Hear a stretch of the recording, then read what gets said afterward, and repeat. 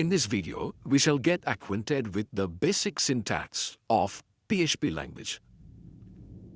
Let us now write a simple Hello World application in PHP and see how it can be run from the command line.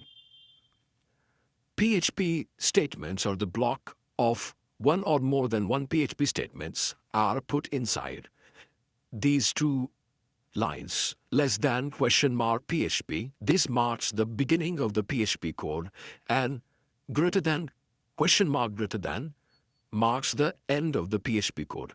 So in between these two, I'm just writing a single statement, echo hello world.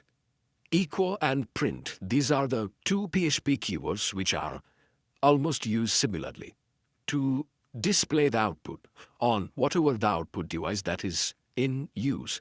Since we are going to use this or execute this code from the command line, our command prompt or that console terminal will be our output device, so on which you expect this hello world to be printed.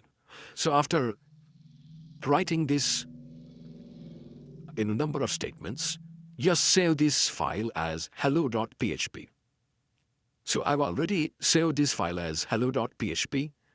Now you open the command prompt and go into the directory in which this file has been saved. So this is where this is the folder in which this hello.php is present.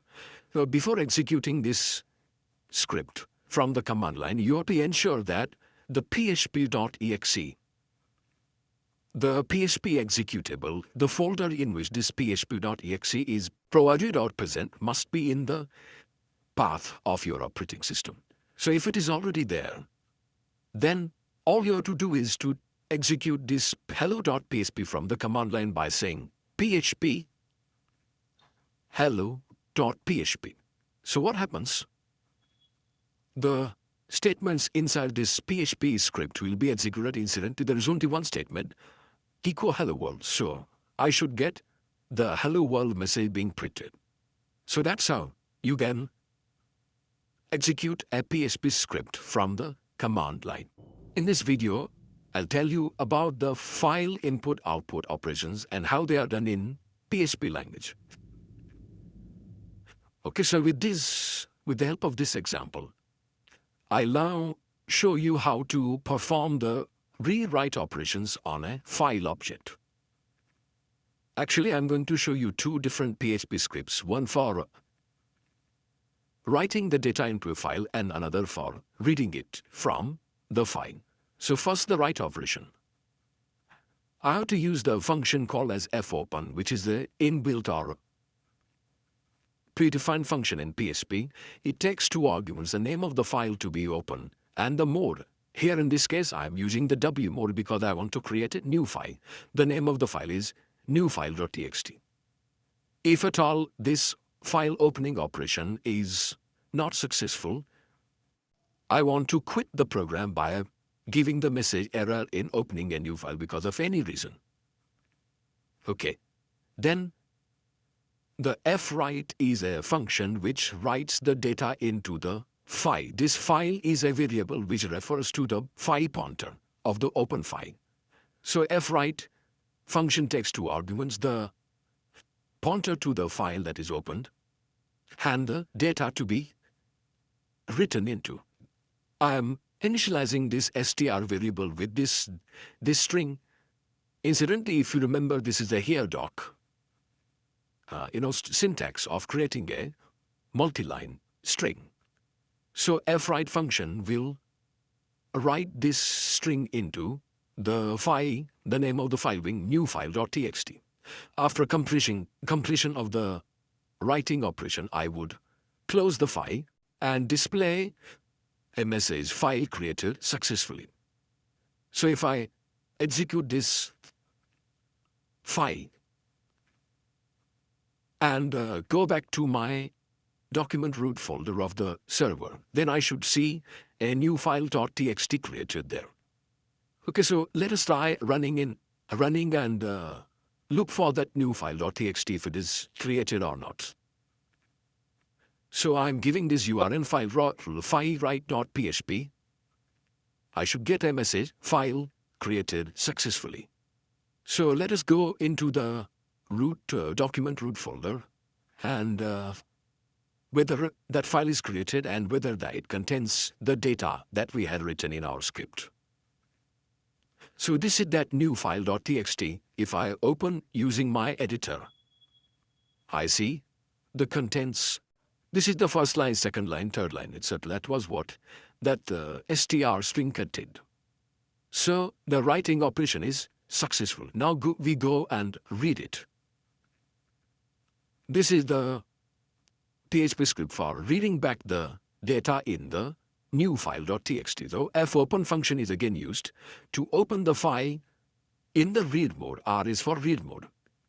Again, this error checking mechanism I am using, if the file is unable to be opened, display an error message and exit. If it is successfully open, then what I want to do, read one line at a time and display it. So fgetS is another phi function, which reads one string at a time from the pointer which is pointing towards this file that is open. So it will read, we get one string from the file and display. Likewise, I want to keep on doing this till I reach the end of file. So FEOF is a function which detects the end of file. So y.fof file, that means what? Till the time there is data or there are lines in the file, keep on reading and displaying.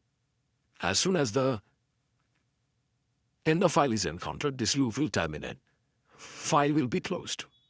So if we run this, we should get back the data that was written. First, this is first line, second line, third line, etc. Read back from it and display on the browser. So let us try this also. So I am entering the URL as file read.php, and if I enter it, this was the data in it. This is the first line, second line, third line.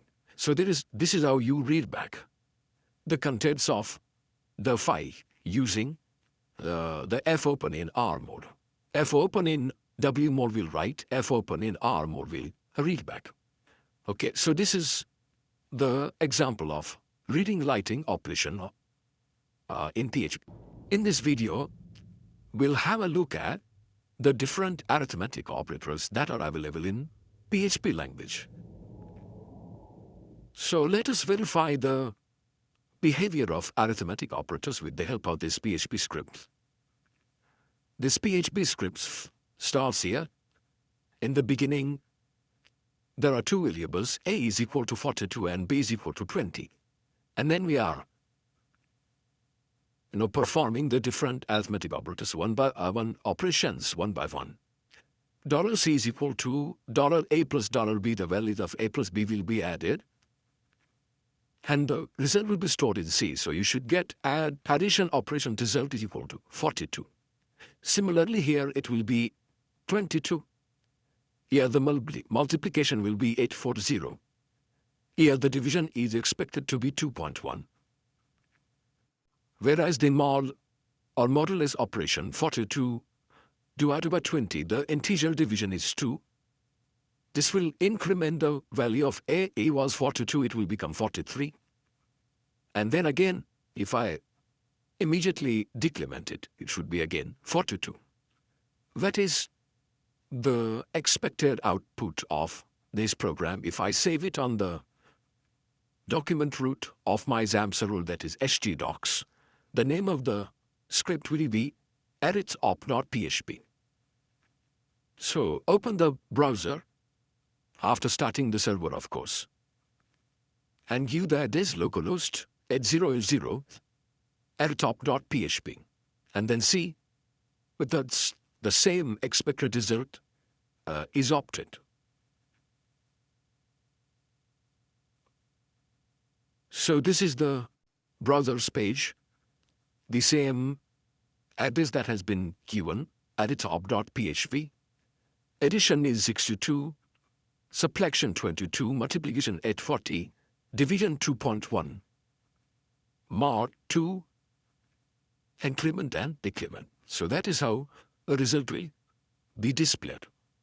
This is the behavior of our arithmetic operators.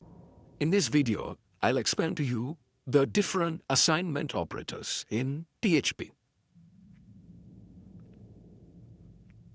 Okay, so this PHP script uses all the different assignment operators.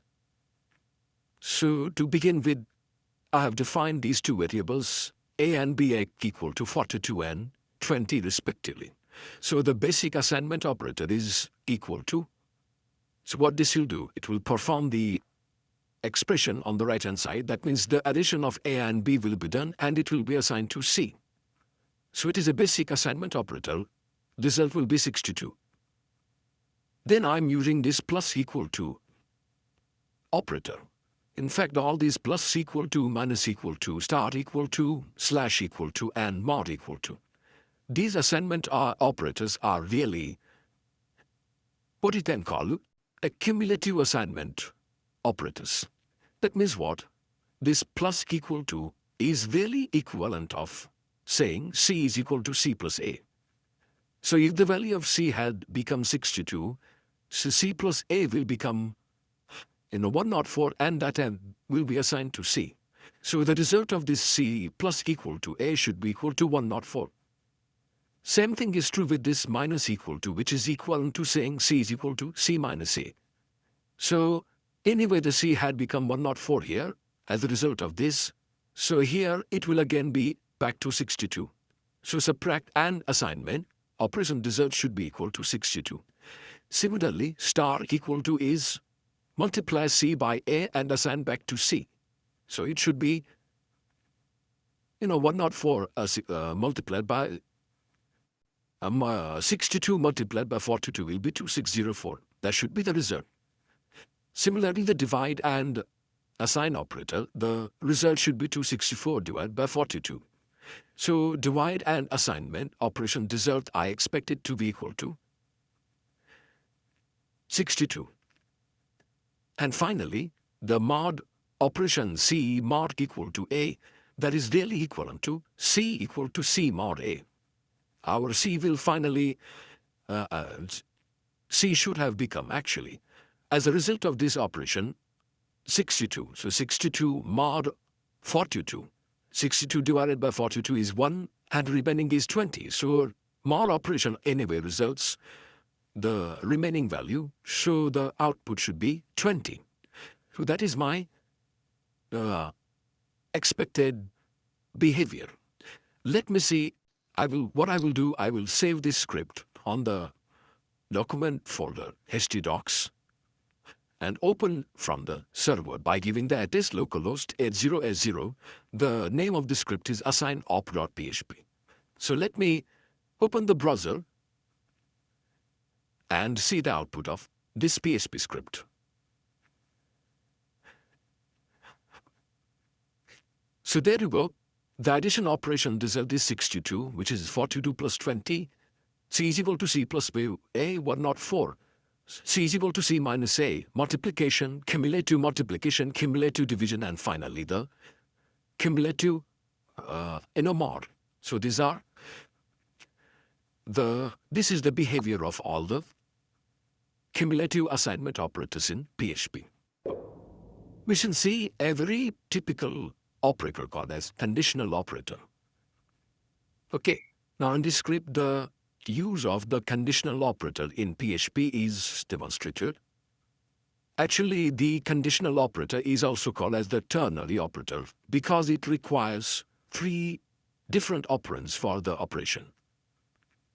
And the use is as per this statement. Here the logical expression is put inside this bracket $a greater than $b.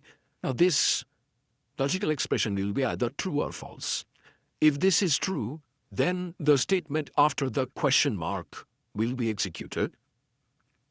If this is false, then the statement after the colon will be executed.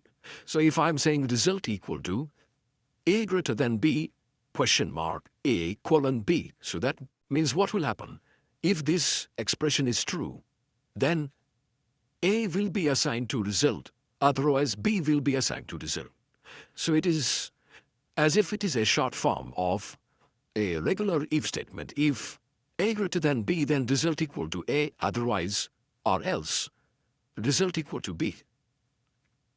So this is the behavior of this conditional operator.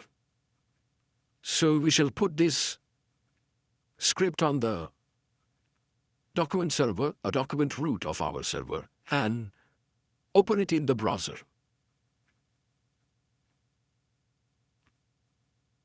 So the output is as per our expectation. Initially, A greater than B, result equal to A greater than B, A colon B. So result will be 20 and A less than B, question mark, A colon B, result will be equal to 10. So this is the conditional operator in PHP. In this video, we shall see what are the comparison operators that are defined in PHP. In this example, the comparison operators in PHP, they have been demonstrated. So this is where the PHP script starts. And in the beginning, we have defined two variables A and B equal to 42 and 20 respectively. So all the arithmetic operators, the comparison operators are being used here. For instance, here, $A is equal to $B. This is the comparison operator, checking the equality of the two operands. Now, remember that all the comparison operators return either true or false value. So if this is true, then I want the first statement to be printed or displayed on my browser, A is equal to B. Otherwise, that means if this result of this comparison operation, equality operation, is false, then I should get the output A is not equal to B. Now the same technique is used for all the operators. This is greater than. I'm checking whether A is greater than B. If true, then this will be printed because in our case, A is indeed greater than B. So therefore, I expect this line to be printed. A is less than B. No, so therefore, A is not less than B. The else part will be executed, of course. The use of conditional statements, if-else, that will be demonstrated in some of the other videos. But here, again, the inequality operation is being tested.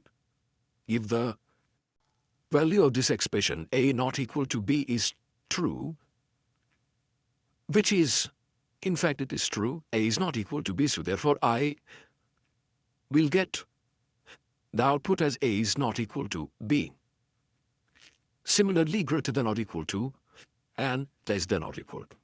So these are the comparison operators: equal to, not equal to, greater than, less than, greater than or equal to, and less than or equal to. So we shall save this file PHP script as comp.op.php in the document server of the XAMPP server, that is htdocs, and open the script in the browser when the server is already running. So let us see how the output, whether it is as per our expectations or not. Right? So there you go, the test one, which tests the equality, whether A is equal to B, A is greater than B. This is true, so therefore it will print the true part. It will also print the true part. A is not less than B, A is not equal to B, and the values of the operators greater than on, less than or equal to B. This is as per our expectation. So that's how the comparison operators are used in a PHP script. The Hello World application can also be executed as a PHP script in the web page. So this demonstration will show you how to execute a Hello World application as a web page. So for that purpose, I have written this HTML code. Remember that any HTML code or HTML script can be saved as the PHP file. But if you want to include a certain PHP code or PHP instructions inside the HTML, then you have to use this line as the mark of beginning of the PHP block of statements, less than question mark and PHP, and in order to denote that the PHP script is over, it should be marked by the question mark greater than, inside which you can write as many as a number of PHP statements as you want. Here I'm just using one equal hello world, and this hello world is surrounded by the heading tag. Right? And this page, or this HTML script, in which a PHP part is included, is saved as hello.php on the document's root of our PHP web server, PHP-enabled web server. It may be XAMPP, or it may be WAMP, or it may be any web server that you may want to use. So write this script, save it in the folder which is marked or which is configured as the document root of your web server. Okay, now after having done this, start your web server, call it as a localhost because the name of the web server or your machine will anyway be called as localhost. If you want or if it is needed, configure your port number. Default port number is 80, but if it is already occupied by any other web server, change it to whatever you want. Particularly the 8080 is the alternative port number that is used. Okay, so perform this, save this file, start your web server, and now open the browser and visit this page. So the web server is running. I'm just giving the URL as localhost hello.php. I should get the hello world message. Remember that the script also carried a title as PHP test that is appearing here, and hello world echo hello world statement had a h1 tag used, so hello world is being displayed in the heading format. So this is how a hello world application executed as a web page that can be done using the web server that we are going to use. Okay, in this video, we shall see the web concepts as they are used in a PHP program. So what is the difference between the client-side process and the server-side process? That I will try to explain with the help of this example. This is a simple HTML code. I have saved this as webconcepts.php on the document root of my web server. This line is a plain HTML, which uses the bold and paragraph tags. Okay, so this is the static text. Now this is the JavaScript code. When this part is executed by the browser, it will call this document.write function and return the value of the date function. What this will give you? It will give you the current date as present in the client's computer. On the browser is running on the computer, which is the client. And what is the date as per the client's computer that will be displayed. And after the execution of this code, the browser will encounter this. This is the embedded PHP code. So as soon as it encounters this PHP part will be executed by the server on the server. So what it will display? It will echo server's date is, and there is the return value of this date function. Now this date will be as per the server's computer, as per the date that is, stored inside the server's computer. Okay, so incidentally, in this case, both the client script, that is the JavaScript code, and the PHP code are being executed by the same physical computer. But this is the browser, which is the client, and this is the local host, which is the server. Okay, so you may not find the difference between the output of this date and this date, but suppose that this code is placed on a server and it is being accessed by a remote client. So therefore, and that remote client may be in a different time zone altogether. So in that case, this client date may show a different result and this server's date may show a different result. But in here now, in our demonstration, both will be the same because both are executed on the localhost. Okay, so what is the output of this program that we will see? So there you go, the server is running and I have given the URL as webconcepts.php, client-side and server-side script. This is the HTML text that has been displayed. This is the output of that JavaScript that I was talking about. And this is the output of the PHP code. Okay, so remember that this may be different. If in the real server situation, the code is hosted on a server and the client is somebody else, which may be a different location, which may be having a different time zone. So this report, this date reported and this date reported may be different in a real situation. But since we are using a localhost, both are showing the same day, January 17, January 17. Okay, so that is the way in which client-side script can be embedded inside HTML using JavaScript. Server-side script is your PHP. In this video, I tell you about the break statement in PHP.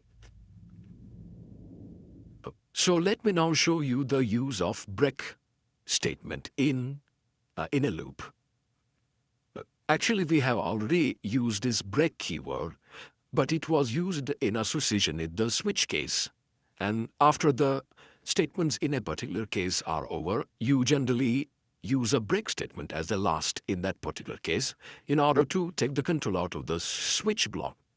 Here also, the break statement is used to terminate or abandon the loop before its designated number of repetitions. So for example here, I'm using a while loop and the control of this while loop is done by this y variable y, which is set to equal to 0. And this loop is expected to repeat till y less than 10. So every time when y is incremented and the loop is repeated, normally this loop is expected to run 10 times. Okay. Inside the loop, what I'm doing, I'm generating a random number between 1 to 10 and assigning it to x and them. I'm just printing it out. Had this statement not been there, then what would have happened?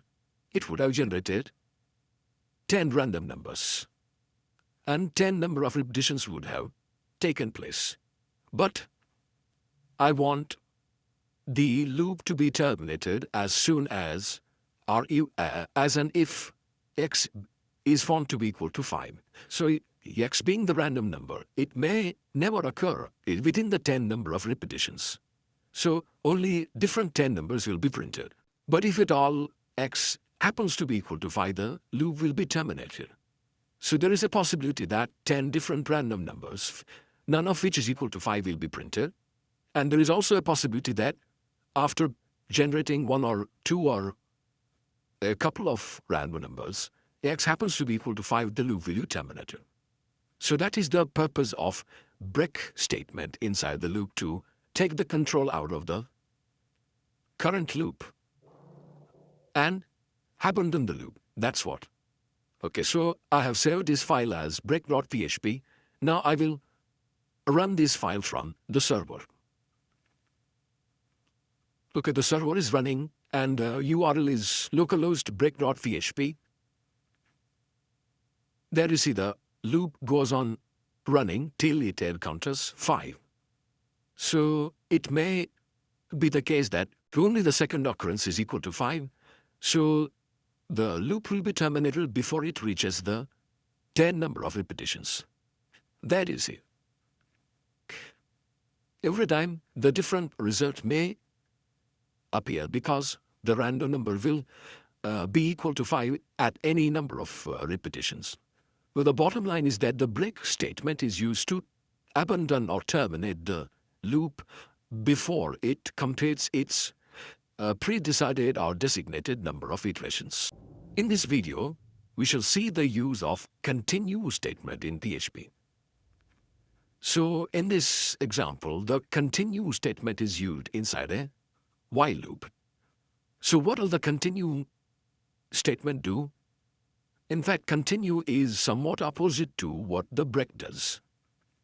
We have seen that the break inside the while loop, if break is encountered, the loop will be terminated and it will abandon the remaining number of operations or iterations of a loop.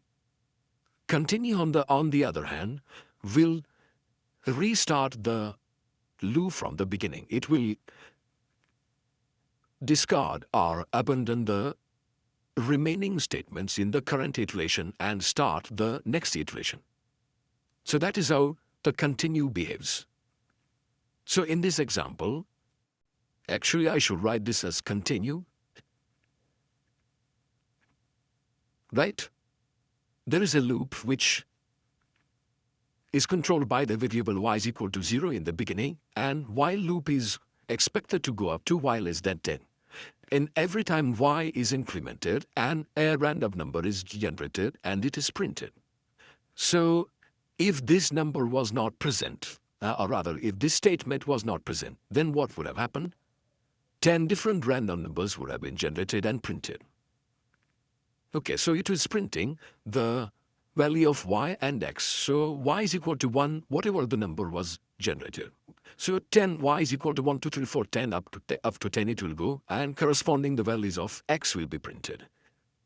This, if this statement is removed. But if this is the case, then anytime if the random number generated is equal to 5, this statement will not be printed.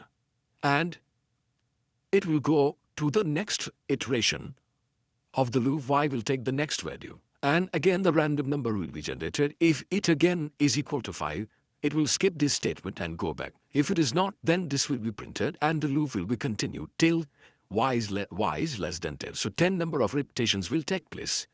But this statement will be printed or not will depend on the value of x. If it is equal to 5, this will be skipped and the next iteration will take place. So that is how this continue statement works. I have saved this file as continue.php and the server will start.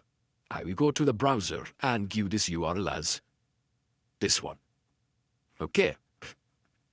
So the server is running. I'll give the URL as continue.php and press enter. There you see the number of iterations are 1 to 10, but the second iteration has been skipped because the value that has been generated might have been equal to 5. So it skipped the subsequent print or echo statement, and the number of repetitions have gone up to 10. Again, refresh it, it may give different output. In this case, even after 10 iterations, the random number 5 was not generated. So all the 10 iterations have appeared. In this case, the iteration number 5 is skipped because x would have been equal to 5. So that is how here again all the 10. Here again all the 10. You see, 7 and 8 are skipped. That is because obviously x would have been equal to 5. So this is the behavior of the continue statement. In this video, we shall see how the input-output operations are executed in the console mode for a PHP program. So Console Io. So here we perform simple console input-output operations using the fscanf and fprintf functions. This program can be run from the command prompt, giving the php.exe a path. Okay, so fscanf is the function which accepts input from the stream. Here the stream is std-in, which is a standard input stream, which is defined in PHP, and it is going to accept the data from the standard input device into the variable called as A. And because the data that is input is going to be stored in the form of integer, I'm using the format specifier as %d. So if you are familiar with the scanf function in C, you will be able to understand this. So fscanf std-in is the stream from which the input is read into the variable A using the format specifier %d for integer. Same statement or same syntax is also used for reading the data into B. It is also reading the input from the std-in, that is the standard input stream, into B in the form of integer. This is the simple formula for calculation of area, which is linked into birth. And now you want to redirect the value of C towards the std-out. So fprintf function displays the output or writes the data into this string. This is the standard output string. So area is equal to %d. Format specifier is used to display the value of C in integer form. So this is a very simple demonstration of console input output in PHP in console mode. So we'll go to the command prompt and execute this program php area.php from the command line. Okay. So this is the directory in which this area.php is stored. And the execution is simple, php area.php. Provided php.exe is in the path of our system, this area.php will be executed. First statement is fscanf, enter the length, I give some number. Enter the breadth, I give some other number. Area is equal to 200. So that is how a console input-output operations can be done using the standard library functions fscanf and fprintf. Of course, fscanf and fprintf can have. Here in this case, the streams are predefined streams. We are using std-in and std-out. Instead of that, the streams could be any file stream. So that we will see in our next discussion. But for the time being, this is the console input-output operation. This video explains to you the use of for loop in PHP. So in this PHP script, I'd show you the use of for statement and for loop. And there are 3 different examples with the help of which I'll show you the different ways in which the for statement is used. But the syntax of for loop is like this. It takes 3 parameters. One is the initialization of the controlling variable. Here x is set to equal to 1. Second statement is the test condition up to which the for loop is running is expected to run x is less than 10, and every time how much increment are the controlling variable to be incremented by what? X++ is the third argument. So this loop will run from x equal to 1 to x less than 10, incrementing the value of x every time by 1. So I expect number to be printed 1, 2, 3, 4, 5, 6, 7, 8, 9, 10 in as a result of this for loop.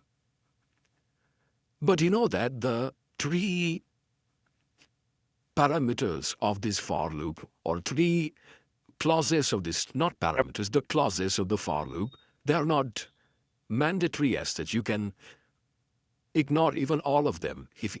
I told you that even if all the arguments are not given, the for loop will become a infinite loop. Here in this case, what I'm doing, I am setting the initial value of x equal to 0. I am giving the test condition. And then what is the test condition? I expect this for loop to go on till x not equal to 5. And I have not mentioned any if. value of the incrementing clause. Okay, and then inside the for loop there is a ran function which generates numbers, any random number from 1 to 10, and I have to print it. So every time when the loop runs, if it doesn't encounter x equal to 5, the loop will run. As soon as x printed value of x is equal to 5, this test condition will be false and the loop will stop. So how many iterations this for loop will do, that you never know. That depends on the random number. In what occurrence or at which occurrence or at which instance x will become 5, that is a random choice. So you will expect different output of this second for loop. The for loop is especially popular when you want to traverse the entire array. Array, of course, you will learn in one of the subsequent chapters. But here, I am declaring an array ARR as an array. Array is a built-in function to create an array, and there are 5 elements. So if I run a for loop from x equal to 0 to 4, every time incrementing x by 1, I use this control variable x as the index of the array. So array of x, I print array of x every time. So array of 0, 1, 2, 3, and 4. So that means 10, 20, 30, 40, 50. These numbers are expected to be printed. Okay, so this is the simple for loop. This is the for loop in which the termination is decided by the random number. And this is the third for loop to traverse the array. Okay, so I have saved this file as forloop.php. In the document root of my server, the web server will now start. And then in the local, in the browser's address bar, I'll give the URL of this localhost forloop.php and see the result. So with the web server already running in the browser, I'm giving forloop.php as the URL. There you see the 3 different outputs. This is the output of the first for loop from 1 to 10. This is the output of the second for loop in which a random number is to be generated, and if the random number encountered is equal to 5, the loop is going to terminate. This is the traversal of the array in which these 5 elements are there. This, of course, will be a variable output. Every time it may generate different number of values. So if I run it again, there you see the random number was encountered to be equal to 5, just at the second occurrence. That may change. This is the traditional or simple for loop 1 to 10. This is the array traverse. Okay, so that's how the for loop is used in a PHP script. In this video, I'll explain to you the use of while loop in a PHP program. So let us now see the execution of while loop as it is used in PHP. So in this code, I have 2 while loops in action. This is one and this is another. So in first case, the initial value of a variable that is controlling the loop is I equal to 0. And I want to execute these 2 statements. What are these 2 statements? Increment the value of I and print it out. So long as the value of I is less than 10. So what do you expect starting from I is equal to 1? The number is 1, 2, 3, 4, 5, 6, 7, 8, 9, 10. That is the expected output of this loop. Okay. In the second example, again, I'm using the ran function to generate a random number between 1 to 10, and that is the value of x. And the loop is expected to keep on repeating till x is not equal to 5. So depending on the possibility or the probability of what random number is generated at that point of time, X, the loop may go on for 1, 2, 5, 900 number of repetitions, or it may even terminate in the very first place where probability of the first random number itself being equal to 5 will be there. So the output will be unpredictable, so to say, because it involves a random number, and so long as the random number is not equal to 5, this loop is going to run. This is a straightforward 1 to 10 output. This is, of course, a random output till the number generated is not equal to 5. Okay, so these two examples, now I will show you.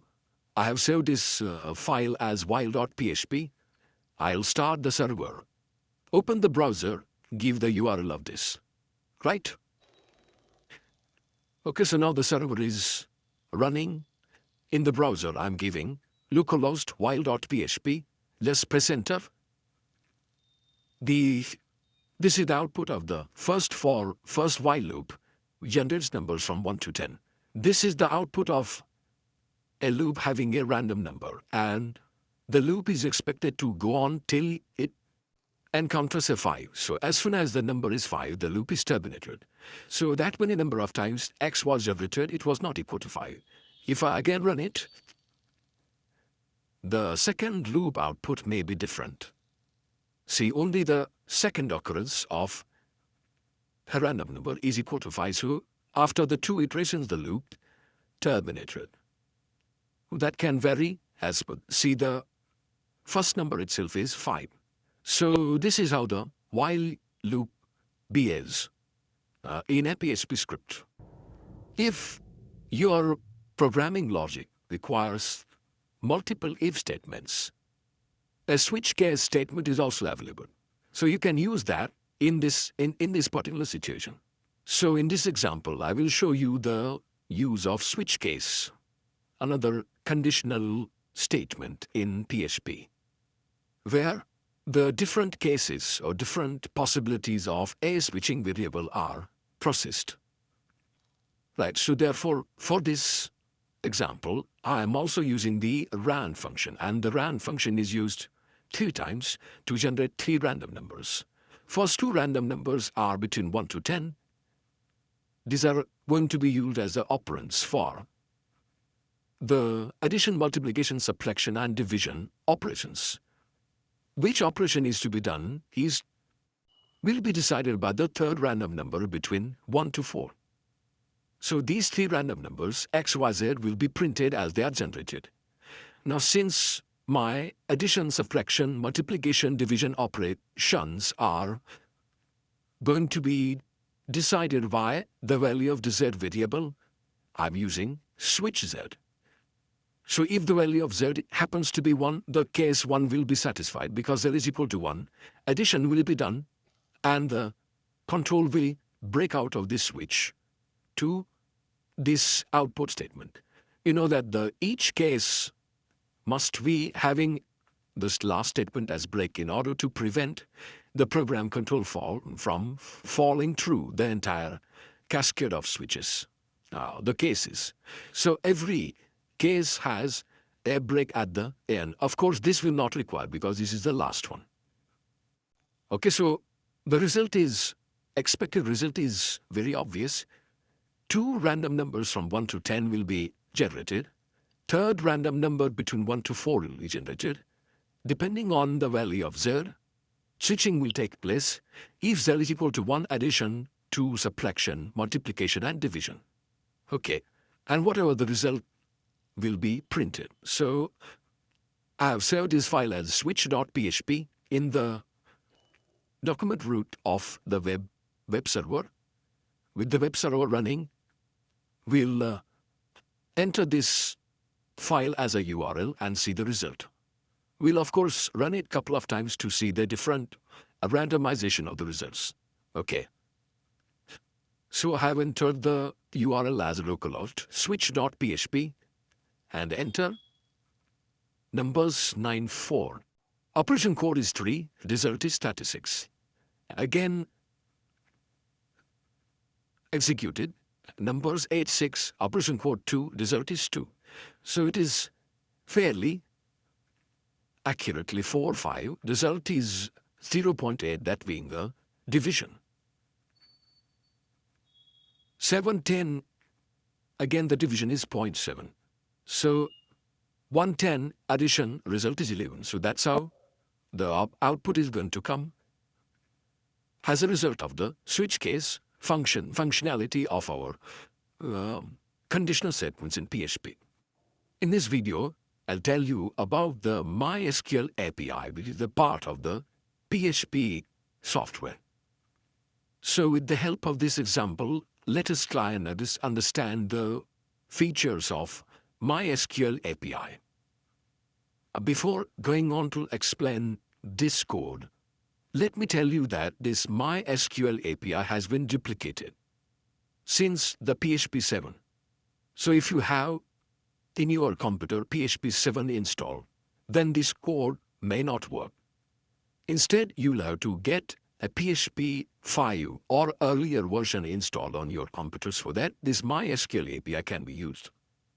So for this purpose, I have installed a WAMP server, in which, in addition to the Apache server and MySQL software, the PHP version 5 is available. So let me show you the homepage of the WAMP server. So this is the WAMP server homepage. You can see that the PHP version 5.3.10 is the version that is installed on it, and the extension that is available is MySQL. So the MySQL API functions can be run on this particular configuration. So PHP MyAdmin is the GUI interface for managing the MySQL database. So if I open this, it will show you the different databases that are stored on the server, and the rest of the menus are provided by which you can add the data, insert the data, clear the table, etc., etc. We are of course not going to do anything from this. This is just a verification. This will be a verification of all the activities that you will do from the PHP side. Okay, so this is where your data will come and stay. Okay, so let us go back to the PHP code now. So first is the execution of MySQL connect function, which enables or which establishes the connection of your PHP program with the MySQL server. And it deals 3 parameters: the name of the host, username, and password. So they have been set here. If these credentials are found to be correct, this connection resource will be created. If not, then I want to terminate the entire program, so therefore I'm executing a die function with this particular error message. Otherwise, I'll go on to create a database called as testDB. So this is the SQL statement that I want to execute: create database testDB. And in order to execute the SQL query, a function in MySQL API is MySQL query. It needs 2 objects, 2 rather parameters. One is the query, that is the connection object that we have created here. This query does not get run properly. This return value will not be created. In that case also I want to terminate. But if it does go ahead, then I want to create a table. So this is the query of create table, in which the table structure is given here. How many fields are there? Employee name, employee address, employee salary. Its type and its size are mentioned here, and some other constraints are also mentioned. Like, for example, name cannot be null. In fact, all of them are specified to be not null. And in addition to that, a 4th field is also present employee ID, which is an integer, which is not null, and it is auto-increment also. And that employee ID has been stipulated to be a primary key of this particular table. So a table of this structure is to be created. So before running this query, I have to use the test DB, the database that was created in the previous step. Now that database is brought into use by a function MySQL select DB. And inside that, this table needs to be created. So again, execute the query, MySQL query. If the table is properly created, if not, then stop. Otherwise, give the message table created and go on to execute the insert query. Insert query takes this following form. Insert into the table name. Here in our case, the name of the table is employee. So insert name employee followed by the field structure, the structure of the table. How many fields? Name, address, and employer salary. You don't have to give the IRE field because it is auto-implementable. So automatically, as the number of records go on adding the employee IRE is anyway going to be implemented automatically. What are the values?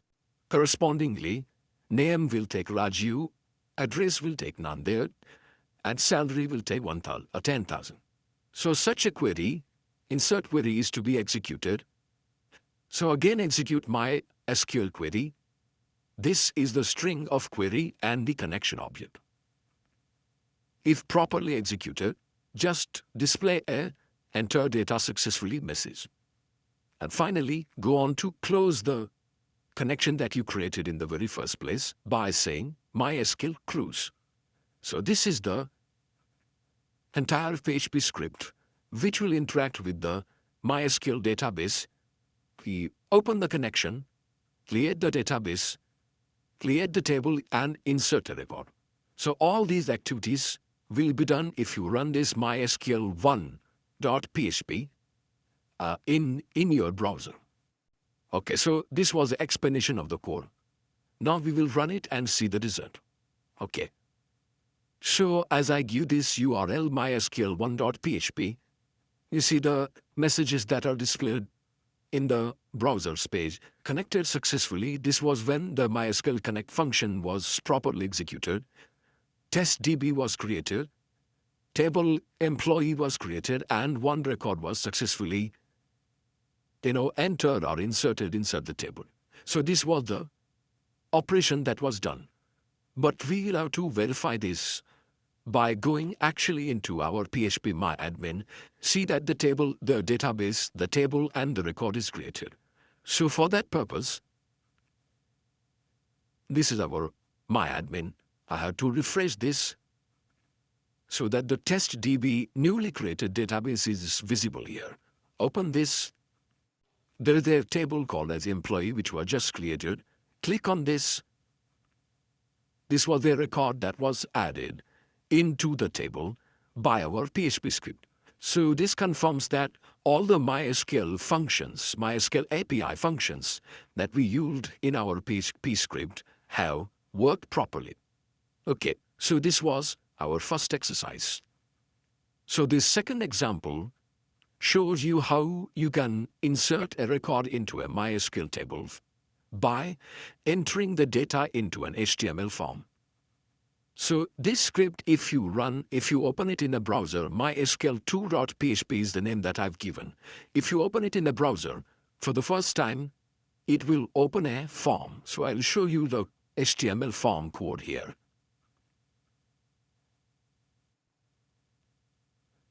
This is the form from this point to this point.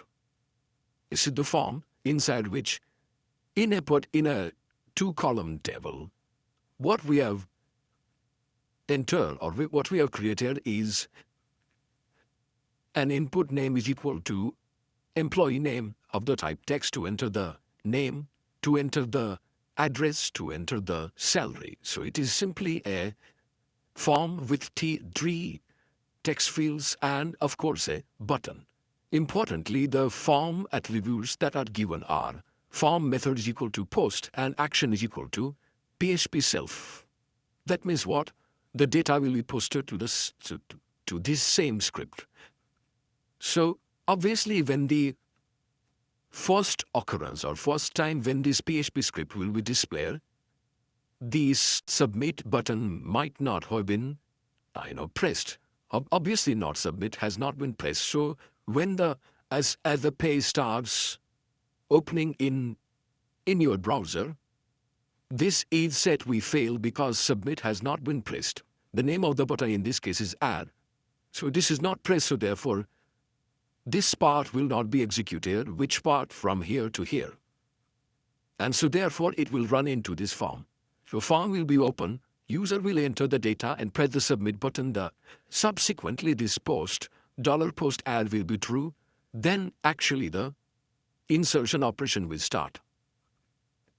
All the required credentials are given here: host name, username, password, using which the connection is established, and the form data which is stored in the $post server variable, super global server variable from which the data is fetched and stored into the PHP variables emp name, address and salary. Use these variables to execute the insert query. Insert into employee. These are the names of the fields, and these are the values that are fetched from the form. Right? So this insert query is to be executed, doing the same thing, selecting a database and executing the query. If all goes well, the message "Enter the data successfully" should appear on your screen. So let us run this mysql2.php. One record is already there, which we are entered by hard coding the values into the insert query. Now we will fill up the new record by accepting it from an HTML form. So let us run this mysql2.php. So as I enter the URL mysql2.php in my browser, an HTML form is open, in which these three text fields are there to enter the name, address and salary, and then there is a submit button. So some data I will introduce or insert.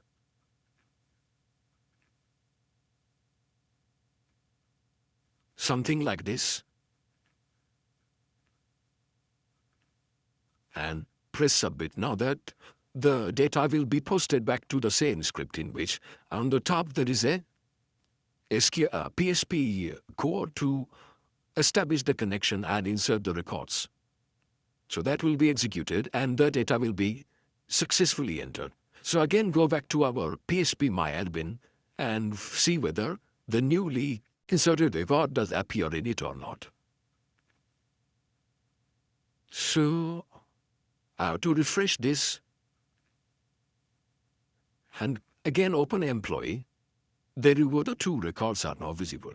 So interactively by taking the user from the input, you can add the data into a backend MySQL table. That's how this script will allow you to do that.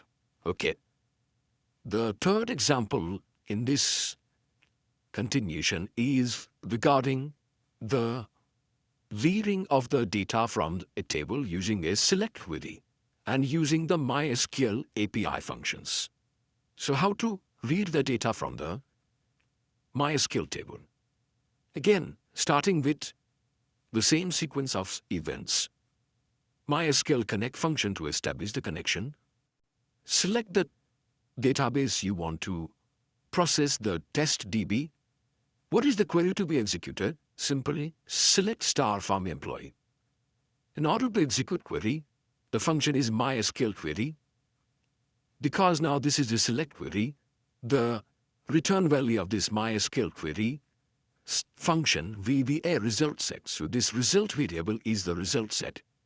Using the MySQL API functions like MySQL number of rows, will give me how many records are there in the table, and MySQL number fields will give me how many fields are there in my select query. Okay, so I'll run a nested for loop situation where the upper loop or outer loop will run from 0 to the number of fields. In our case, there are 3 fields, like name, address and salary. And the inner loop is as many number of inner rules. Right now, in our example, we inserted 2 records, the number of rules is 2. So each time when a row is fetched from the result set, the row will be an associative array, and using the index of the fields as the index of that associative array, row of j, we give the jth field in the table. So when j is equal to 0, it will give me name, address, and city. All these 3 fields will be put into 3 cells of one row. You see that I started a table by echo table bar is equal to 1. In the first row, all the field names have been displayed into one row. So you start a row, then add a td tag, insert or put the field name.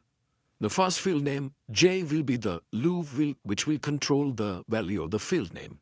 So result j will be 0, result 0. The 0th field will be there. 1 and 2. So likewise, name, address, and salary. These field names will be the column names of my table.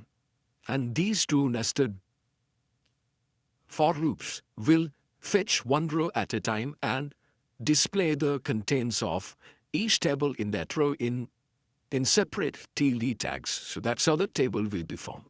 So if I run this script now, what I should see on my browser, a table showing the records divided into rows and columns. So let us run this and see what happens.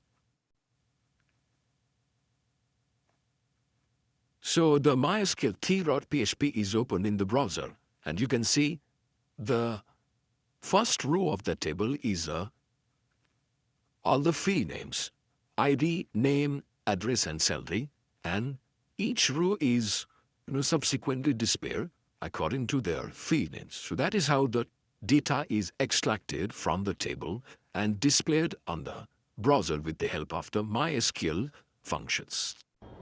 In this video, we shall come to know about the Mysql I API.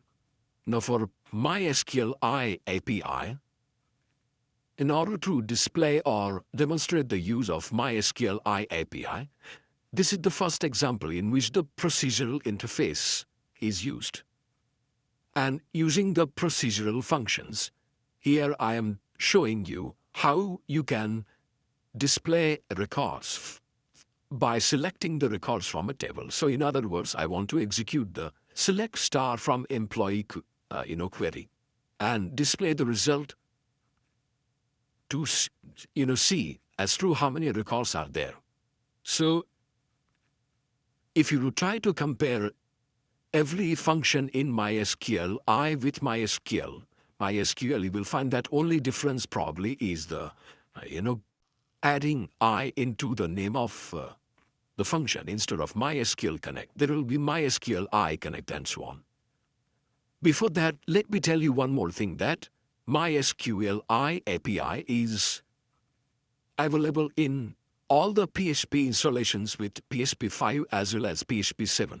So if you have a PHP 7 module installed in your bundle, especially the web server bundle containing Apache, MySQL, and PHP, if you have a latest XAMPP server, then this 7 version of PHP will be available, and this code will actually indeed run on the XAMPP with PHP 7 also. So I'm going to show you the execution on the XAMPP server itself. So for that, let me start the XAMPP server and show you the home page, and in which PHP 7 is present and MySQL I has been enabled. So let me show you that. So this is the home page of XAMPP server, and go on to click this PHP info. The PHP version is 7, and down the line if you go and search for MySQL I, it will show you the presence of MySQL I API, so which means that Mysqli API functions will now be executable on this. Okay, so let us go back to that PHP script which shows the procedurally functions used from this Mysqli API. So we're starting with Mysqli connect. This function also requires the arguments like localhost. Root is the username. There is password, no password has been set, and the name of the table to be connected, or rather name of the database to be connected. So this will create a connection resource. If unable to connect, then there will be some error. You will display the error message properly to tell the user that the connection has not been established. Otherwise, execute the select query, select start from employee by mysqli query instead of MySQL query was the earlier in the earlier case. Right?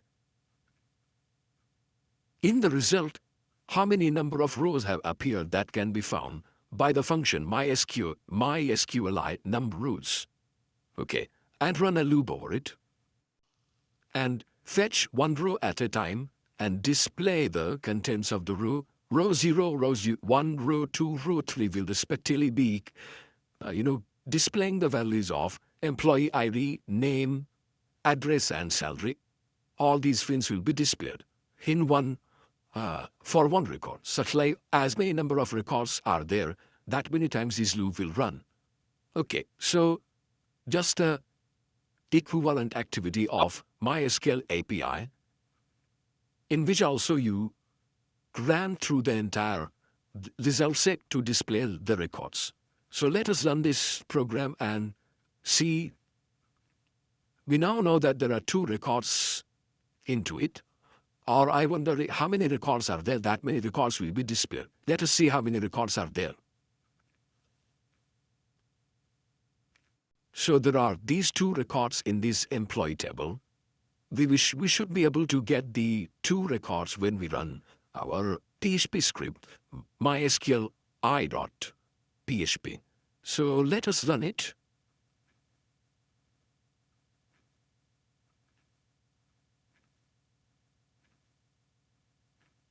So there you see mysqli.php has been executed in the browser. Employee ID 1, name Raju, address none there. This is our first record. And this is the second record. So the contents of the 2 records in the table have been displayed by the procedural interface functions of MySQli API. Okay. Next, let us see the use of MySQli functions which have an object-oriented approach towards the database handling activities. So, what you have to do, first and foremost, you have to create an object of MySQli class. So this is the statement, CONCONN is equal to new MySQli. The constructor takes 3 arguments, name of the server, which is localhost, username is root, password has not been set. So all these credentials are required to set up a MySQli object. If not properly, configured, it will result into an error. Display the error message and stop the execution. Otherwise, go on to the next step, execute this query, create database test DB. Okay, all you have to do is to execute a MySQli object arrow query function. Query function will take this argument. If this function is properly executed, it will return true. And if it is true, then give a message database created successfully, otherwise give an error message. Right? Next step is to select the newly created database by using the selectDB function of the MySQli class. And then you have to run a query which will create a table. Create table employ the syntax of the create table employees according to the standard SQL syntax, in which name, address, and salary are the fields. Their data type and size is mentioned along with the different constraints. In addition, this employee ID table field is also specified, which will be acting as a primary key. Again, query is executed by the query method or function inside the MySQLi class. If executed properly, the success message will be displayed, otherwise the error message will display. And finally, you will have to execute an insert query. Insert into employee, these are the field names and these are the values. Execute the query. If success, give the success message, otherwise give the failure message. And lastly, close the connection by calling the close method of the MySQLi class. Okay, so this is exactly the same activity we are doing, but now we are using an object-oriented approach that is provided by the Mysqli API. So let us run this Mysqli 1.php. Before actually executing this script, I will have to ensure that the test DB that was created as a result of the earlier example, that test DB I will have to remove from my MySQL server. Then only I'll be able to run this, otherwise it will result into an error that the database is already existing and none of the other steps will be executed. So I will first delete that and then run this. Okay. So if I execute this MySQL i1.php, you find that the successfully execution of those statements, those messages have come up.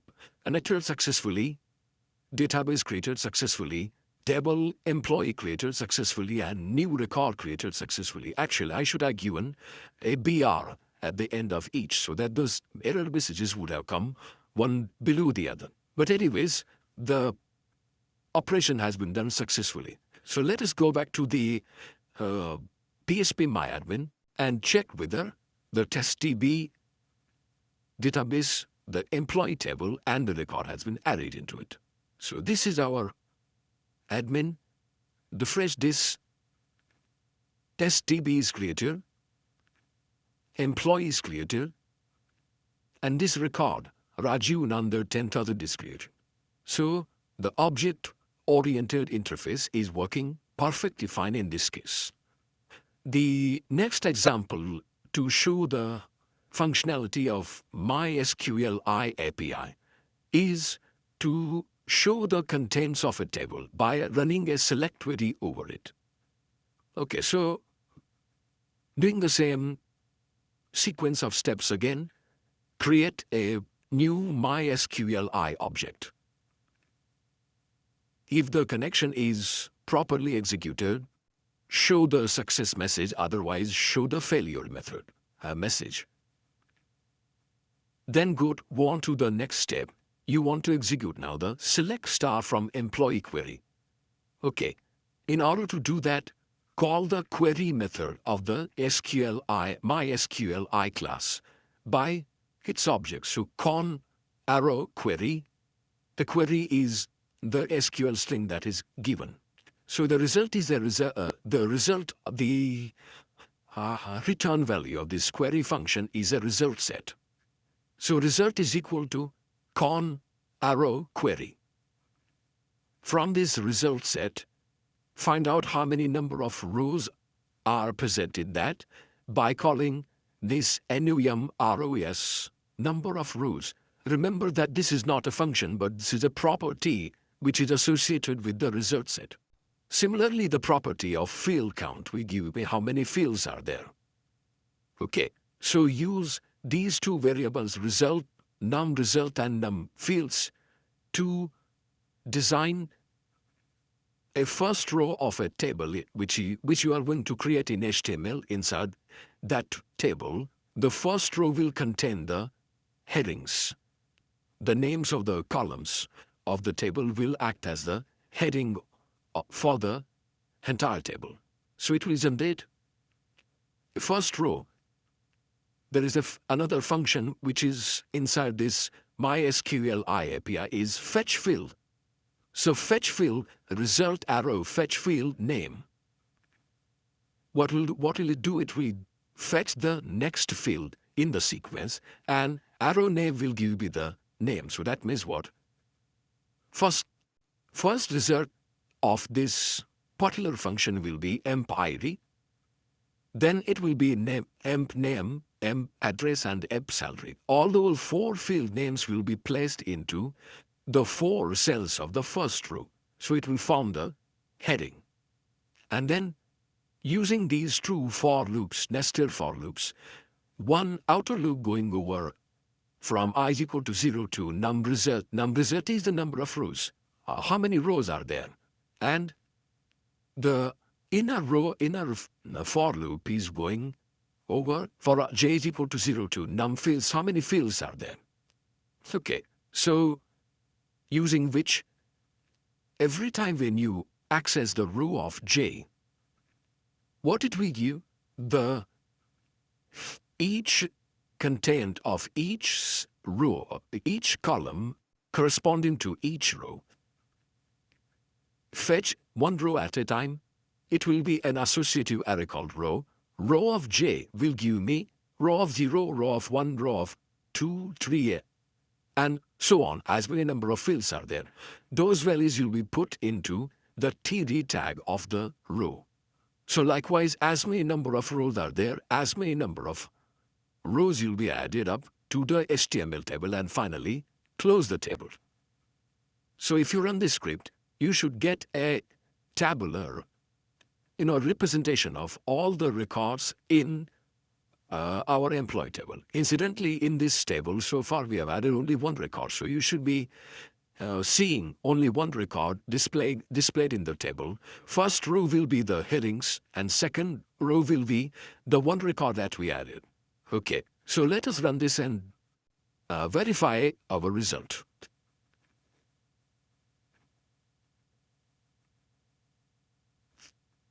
So mysqli 2.php, when I execute that, this is of course the connection successful message. Afterwards, a table is created or rendered by our PHP script, of which the first row is the names of the columns in that employee table, and the second row is the actual row in the employee table. So because there is only one table, only one row has occurred. But then, as many number of rows will be there, they will be displayed one below the other. No issues with that. So that is the demonstration of both procedural interface as well as the object-oriented interface of this MySQL API.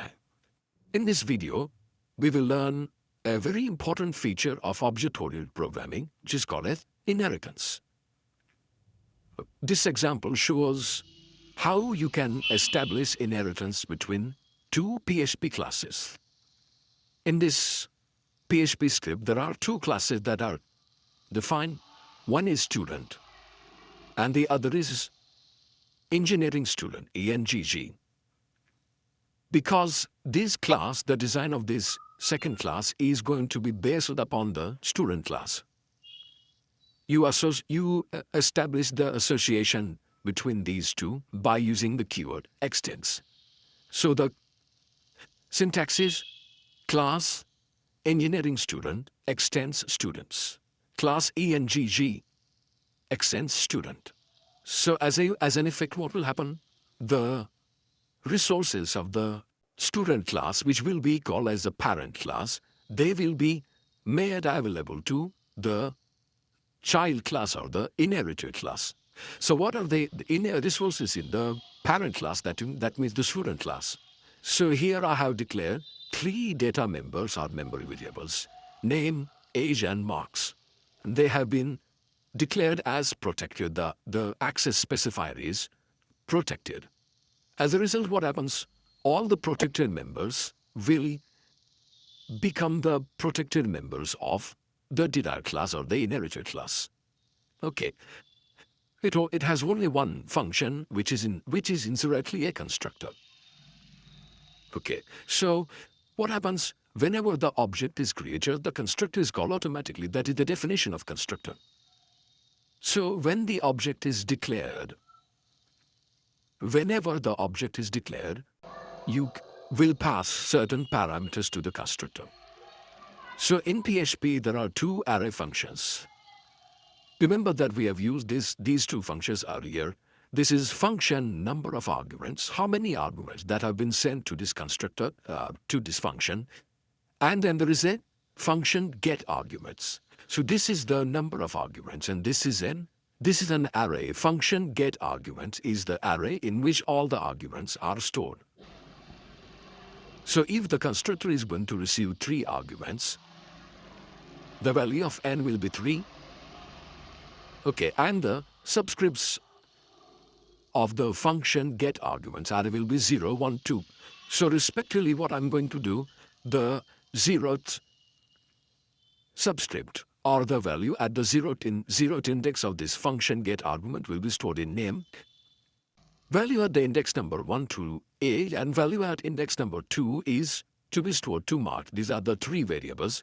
3 values received by the constructor will be assigned to name, age, and marks, or rather the data members of the calling object. Fine. So that is constructor. And then there is a get details function which will just display or print out the values of the data members of the calling object. So this arrow name, this arrow age, and this arrow marks will be displayed by the well-known echo function. So that is what is in the parent class. 3 data members, all protected, add 2 functions, 1 constructor and 1 get details. That is what is in the parent class student. In the derived class, in addition to the 3 data members that this class will anyway inherit, I want to make available another 4th data member to the object of this class, and that variable is branch. So that means what? Whenever an object of this ENGG class will be declared, it will have 4 data members, 3 from the parent class name, age, marks, and 4 its own, 4th its own. So what will happen when I declare the object of this class? It will require 4 parameters. So for example, in this declaration of the object, S1 is equal to new engineering student, new ENGG. I'm sending 4 arguments: name, age, marks, and branch. So these 4 arguments will be received by the constructor of the child class. Function number of arguments will be 4, out of which the 3 arguments, all the arguments will be stored in the array function get arguments. Now it will have value at index number 0, 1, 2, and 3, out of which the values at index number 0, 1, 2, 0, 1, and 2, they will be used to call the constructor of the parent class. So the parent class constructor will take on the values of function get argument 0, 1, 2. So this constructor will be called, and the data member's name, age, and marks will be initialized with the provided values. Okay, and then the remaining part of the child class constructor is to assign the 4th value in the array to the branch data member that is introduced in the child class itself. Okay, so you are calling a constructor from the constructor. You are calling a parent constructor from the child constructor. Okay, so that is the advantage of establishing the inheritance. Okay, and then there is a get details function also, which will in turn call the parent get details and print out the remaining data member branch. Incidentally, this is also an example of function overriding, because get details function was defined in the parent class, but it was having only this much of functionality. Now you want to extend the functionality of the child class getDetails. So therefore, you are redefining it so that when the getDetails function is called by the object of the child class, this getData getDetails will be called. Incidentally, true or from inside that you are calling the parent getDetails class. That is a different issue. But this getDetails function has been overridden by the engineering class. So this is the simply implementation of our inheritance. Create an object of the child class, give parameters to those parameters will be intercepted by the constructor, of which the first three will be passed on to the constructor of the parent class. And then you call the getDetails to just display all the data members of the calling object. Okay, so this is a simply demonstration of inheritance. Let us see the execution of this example. So the name of the script is inherit ex.php. This is the result. Name, age and marks, and the branch is CSC. That's how the result is displayed. Okay. So this is the example of inheritance. In this video, we shall see the get methods. The method is get. So the data sent to the server-side PHP script is sent using the get method. So as a result, what happens? The entire form data is the key and value pairs of the form element and its value. They are concatenated together and they are attached to the PHP script that you are going to call. Here, which PHP script is being called get method.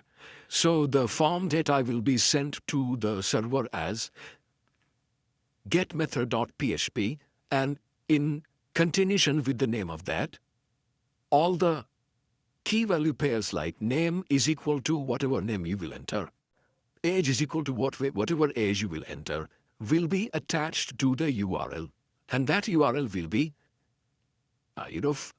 processed by the server. PHP side script will be processed like that. The URL will contain the name of the script, and appended to it is the query string, which contains the key and value of each form element that you will enter when you press the submit button. So when you press the submit button, that query string will be received by the PHP script. That will happen second time, because when the get method.php, this is the name of the PHP script that will be opened by the browser. First time this get variable will get $_get submit. First time the submit button is not going to be pressed, so therefore this will not be executed. But when it will be pressed, submit button will be pressed, the same script will be processed by the PHP server.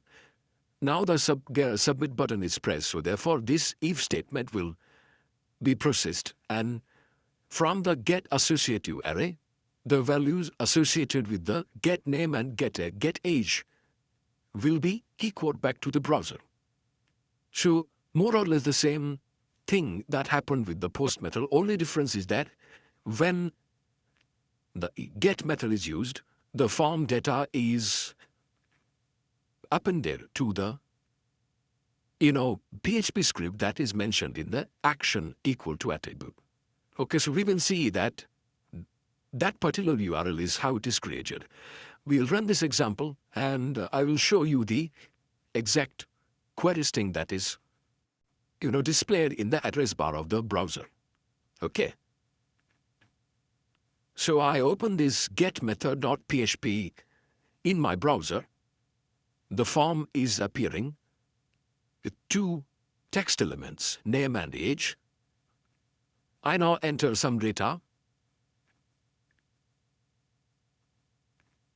and press submit button. Now as soon as I press submit button, the query string will be formed. Name is equal to Anil, age is equal to 33, and that will be appended to this getMethod.php because it is going to be redirected towards the same PHP script because it is action is equal to has been set to the PHP self.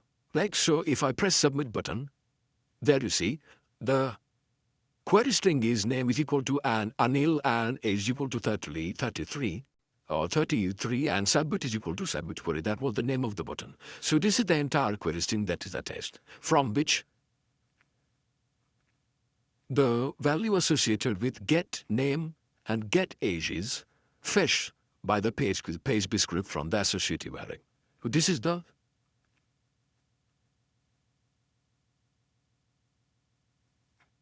behavior of get method, right?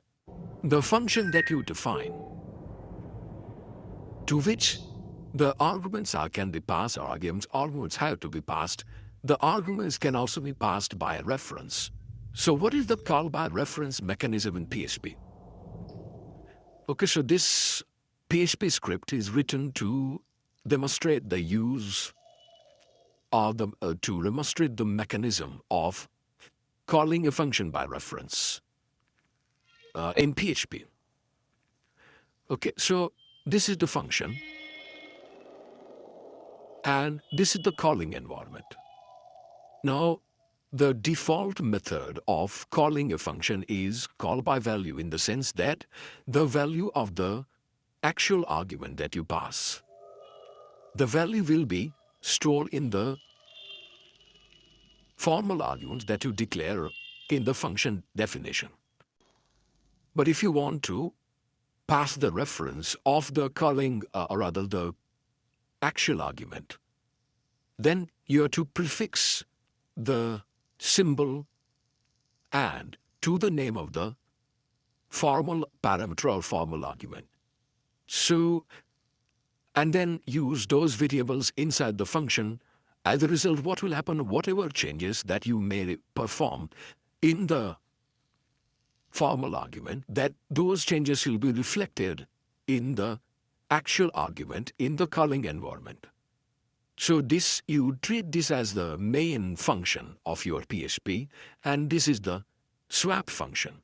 So inside this calling environment, I am declaring the two variables as a and b equal to 10 and 20. And these two variables are sent to the function swap. But then the swap function has two formal arguments, x and y, to which the ampersand or and is attached. So what will happen? This x in swap function will become the reference of this a, and this y will become the reference of this b. So if any changes take place in the values of x and y, those changes will be reflected back in the values of a and b. So that is what the call by reference mechanism does. So what you are doing, you are sending the values 10 and 20 to this swap function. X and y will become the references of a and b. This is actually the swapping mechanism by taking a temporary variable, t is equal to x, x is equal to y, y is equal to t. This is the balloon mechanism of interchanging the values. After the function is over, the control will come back to this. And after coming back, if you again see what are the values of a and b, you will find that they are interchanged to a will become 20 and b will become 10.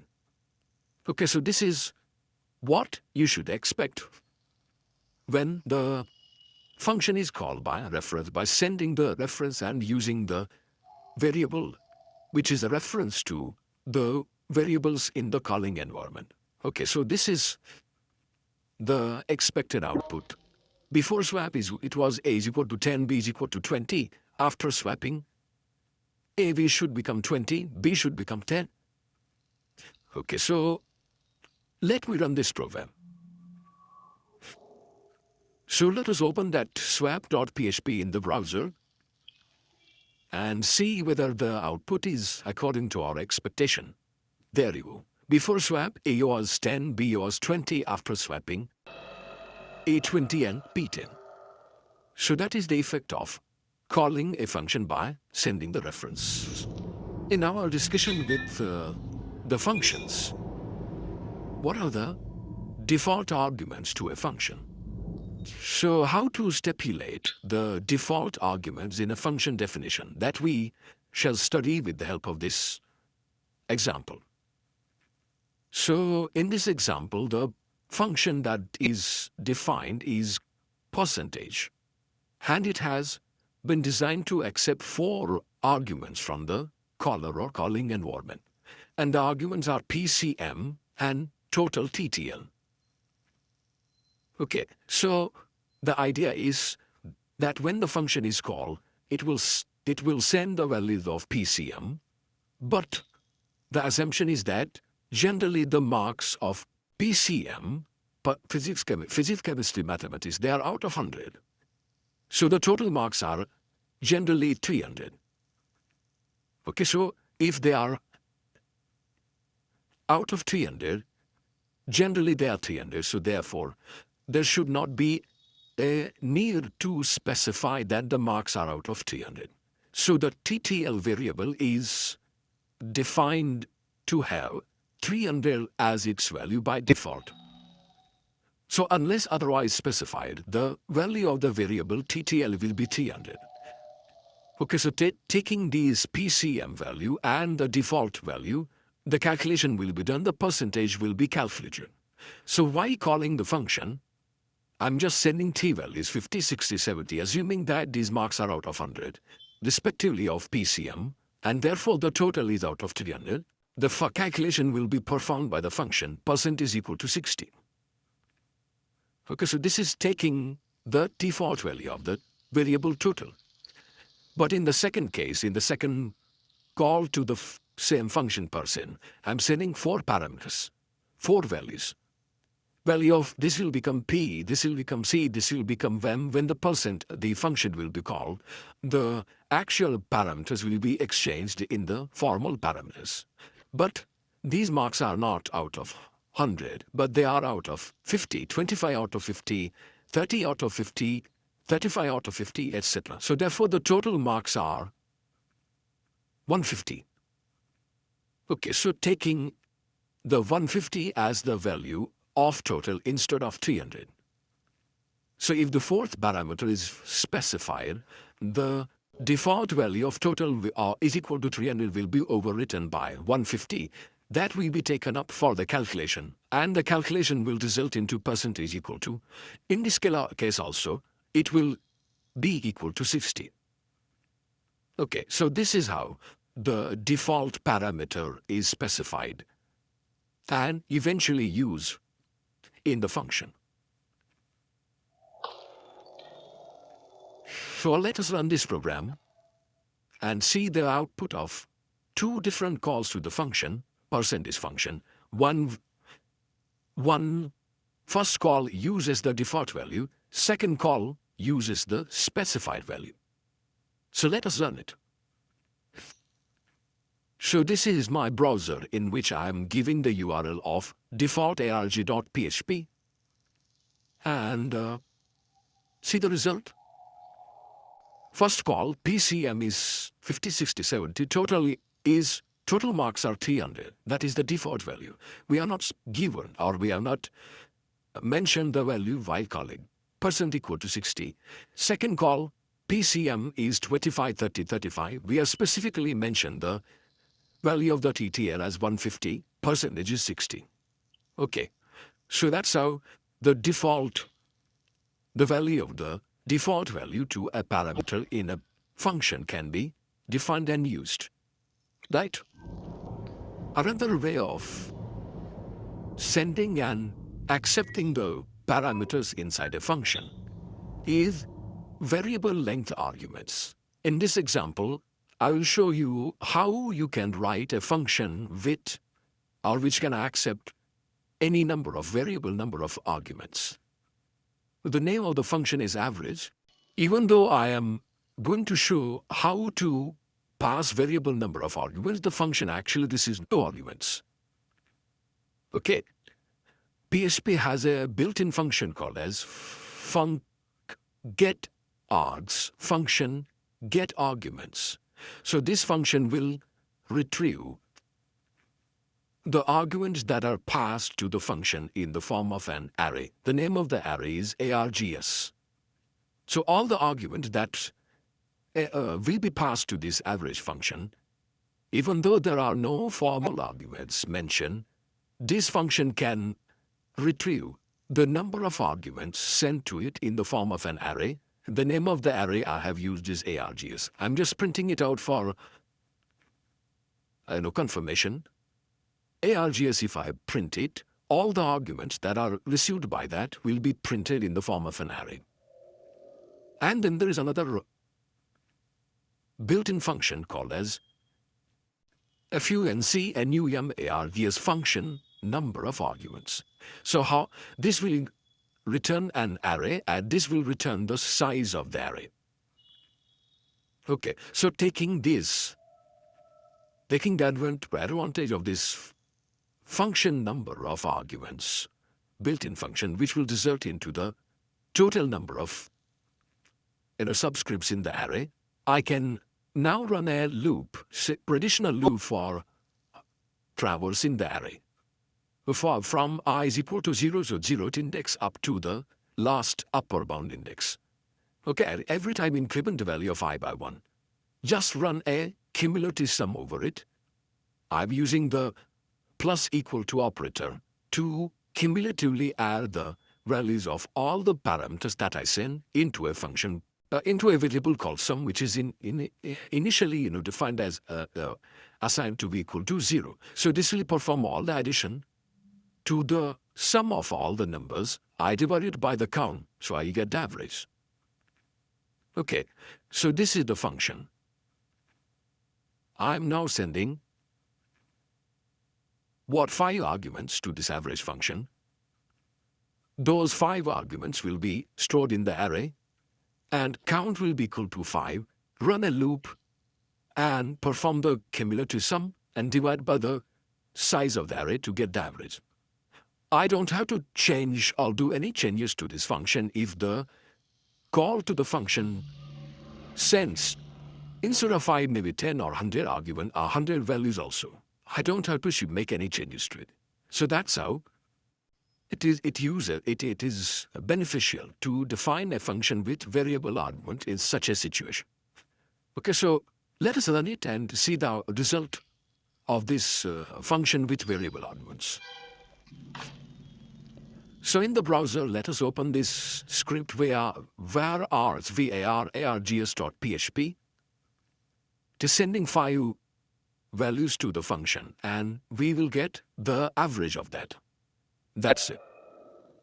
And I received is 1, 2, 3, 4, 5 in the subscripts 0, 1, 2, 3, 4. Run a loop over it, perform the sum, and calculate the average. So that is an example of a function with variable arguments. So finally, in the discussion of our functions, the final point remains it is about the return type of the function. Now this is the PHP code or PHP script, which will show how a return statement can be given in the function definition, and what is the effect of the return statement, or return keyword rather. Now when a function is called, any function can be called from anywhere, from any other function. What we are doing, we are calling a particular function from our what we say as the calling environment. So from this, the function is called, and this is the definition of the function. So whenever the call is encountered, a function is encountered, the control of the program jumps to the function, executes these statements, and as the function ends, the control of the program returns back to the calling environment. So that is the well-known mechanism of calling a function. From the call to the function, the control jumps to that function. The body of the function is executed, and after that, the control returns back to from where the function was called. So the function is anywhere returning. So even if there is no explicitly mentioned return keyword or statement, in the function does return to the place where it has been called from. The point is whether the function returns empty-handed or returns with a certain value. So if you want to make it return with a certain value, use a return statement and in front of it, mention the parameter to be written. Okay, so this function we have already seen, average function receives that many number of arguments. It performs the calculation and calculates the average. At the end of the function, I want the function to return to its called position with a certain value. So I say return AVG. So this will return the AVG from here. Whatever value it has returned, it will be stored in this AVG variable, which is in the calling environment. So from this function, the value will be returned here, and it will be printed here. Okay, so that's how a return statement can be specified as the last statement in the function. Even though there are any statements after the return, they will not be executed because the control will be as it is returned from there to the calling environment. Okay, so I have saved this as return retvalue.php. Let me now go to the browser, give this URL and see the result. Result is going to be the same. It will be printing the value, the average. But the mechanism is returning the value from the function to the calling environment. Okay. So in the browser, I'm giving retvalue.php. As before, the variable arguments are stored in an array. That array is printed. The function performs the cumulative addition and calculation of average and sends back the result to the place from where it was called, and there the value is printed. So the function call can send any number of arguments, and the function itself can send a return value. That is how the mechanism of exchanging the data between functions can be used. Okay. In this video, let us see what is one of the new important features that have been added into PHP 7 called as scalar type declarations. This example shows you how to use the scalar type declarations in a PHP 7 function. Scalar type declaration is a new feature that is added to PHP in its PHP 7 version. So using this feature, you can actually declare the data type of the formal arguments to a particular function.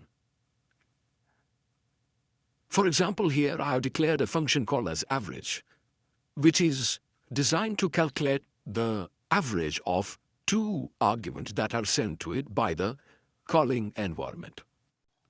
So the first argument will become x, second value will become y, and it will calculate the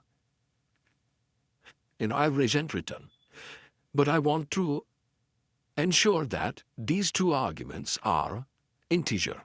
So therefore, to prefix the two arguments, I've used integer ints, $x and int $y. So that we ensure that the two variables or two arguments that this x and y receive, they will be integer. So also, I also have specified what is the return type of the return value of the function. So that is defined by this int, which is given after the name of the function, give a colon and specify the return type, and then the body of the function will be written. Okay, so these are the scalar type declarations of the arguments, and this is the scalar type declaration of the return value.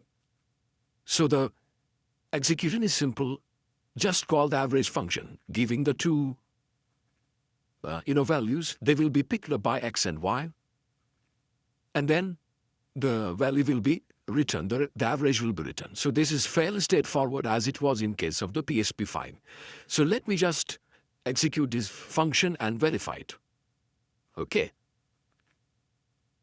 So I'm just starting the program by giving the URL in the browser, scalar type.php, average is equal to 15, so this is as per expectation.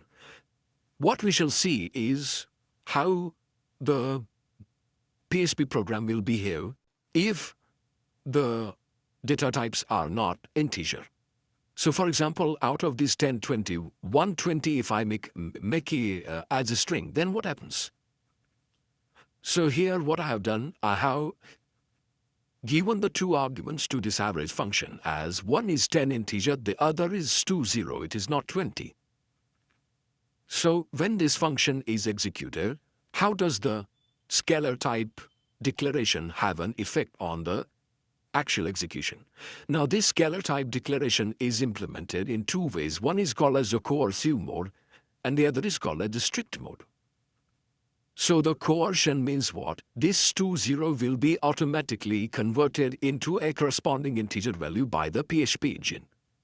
So therefore, even if the string, this is a string, inverted comma means that is a string, but because it contains a digit, characters 20 will be converted into 20. They will be given to the while variable and the result will be the return value, which is equal to 15 as was the case earlier.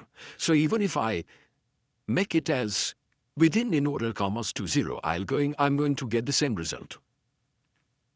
Let us see. So even after changing the second argument to string, the same result is displayed. So that is called as a coercive mode of scalar type declaration. In order to enforce the strict adherence to the data types of the arguments in the function and the values that are sent to it, you have to start your PHP script by this statement: declare strict types is equal to 1. So which means that now the PHP interpreter or PHP engine will see to it that the data types of the formal argument and the data types of the formal arguments are same. If they are not same, then it will raise an exception. Okay, so now that the scalar type is equal to 1 has been declared, and then if I try to send 10 and within inverted commas 20, then the automatic conversion of 20 to y, string 20 to integer y, will not take place, and therefore you expect, when you execute this program, you expect a certain error or exception to generate on your browser. So let us see. So I'm executing the same script. Now you see there is a fatal error, uncaught type error. Argument to pass to the average function must be of the type integer. But you are given string, so it is now enforcing a strict type similarity because of the declare script type. Strict types is equal to 1 statement at the beginning. Okay, so if I again go back to the code and change that inverted comma 202 back to 20, now the program will behave properly. Change it to normal 20 instead of the string 20 and re-execute the script. You should get average is equal to 15. Now this scalar type enforcement, either in the coercive way or in the strict mode, can also be applied to the return value also. So if I now change this formula of calculation of value to something like this, so what happens? The division of this x plus y divided by a certain float value will be a float. That means this value variable will contain a certain float. But you are mentioning that the return value of this function is an integer. And now that the declaration of strict types is, enable declare strict types is equal to 1, this will not be allowed. Why? Because the function returns a value which is not integer. So therefore, when you try to execute this, it will again give a fatal error saying that the integer value or the return value of the function is not integer. Okay, so let us now again run the program. So with the changes in the return value type, if I try to run, again it is giving an uncaught type error. Return value of the integer average function must be integer. It is returning a float, and that is not allowed. So that is how the scalar type declaration can be coercively enforced or strictly enforced. In this video, we will come to know about the spaceship operator, one of the new features of PHP 7. So let me explain the use of spaceship operator. This one is the new operator that is introduced in PHP 7. You can think of this spaceship operator as a two-way comparison operator. And the symbol of this operator is less than, greater than, and less than, equal to, and greater than. So normally the comparison operators are, returning either true or false. But this operator, the spaceship operator, returns three values. If the two operands on the either side of this operator are equal, then it returns 0. If the first operand is greater than the other, then it returns 1.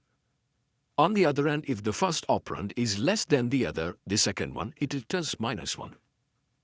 So the three possible return values are 1, 0, -1. 1 if the first operand is greater, 0 if both are equal, and -1 if the second operand is greater. So here I am demonstrating a few examples of the usage of this operator. So first expression compares 5 with 10/2. First operand is 5, second operator is 10/2.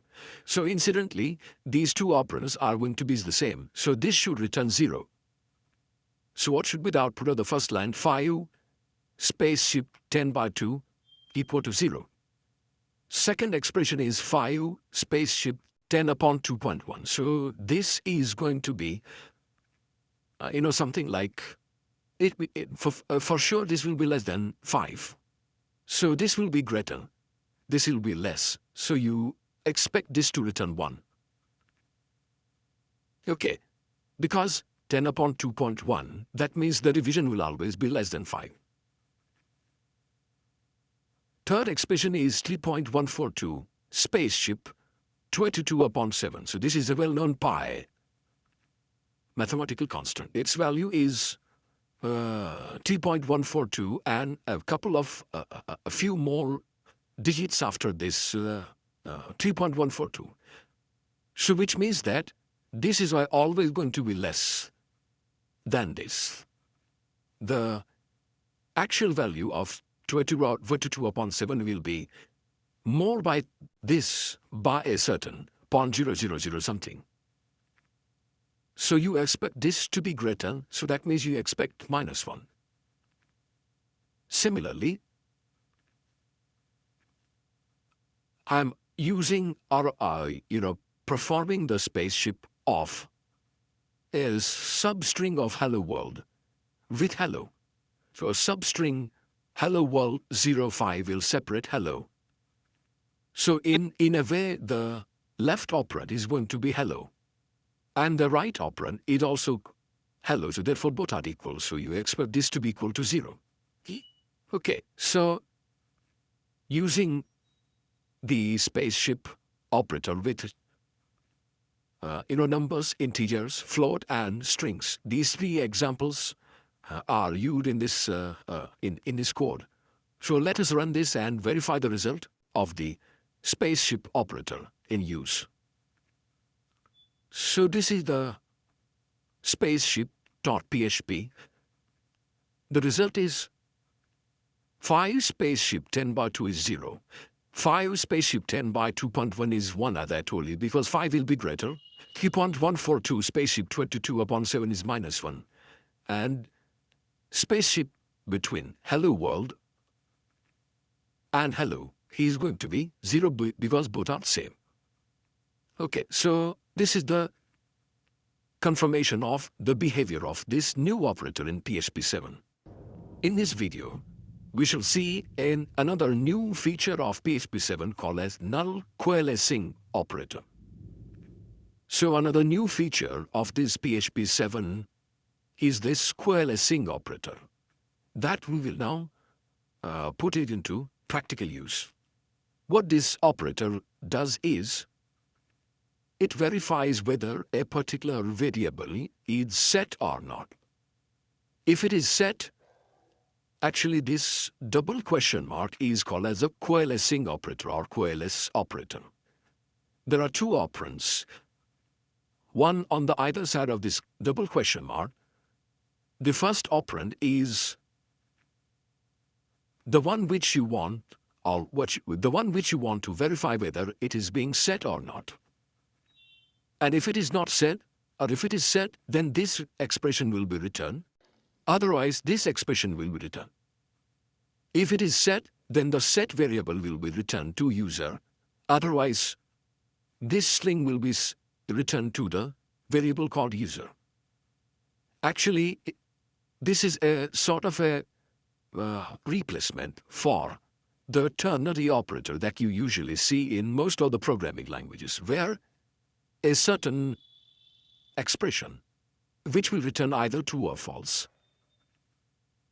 After this expression, this question mark is used, and after the question mark, two operands are given, separated by the column. If this logical expression is true, the first operand is returned. Otherwise, the second operator is returned.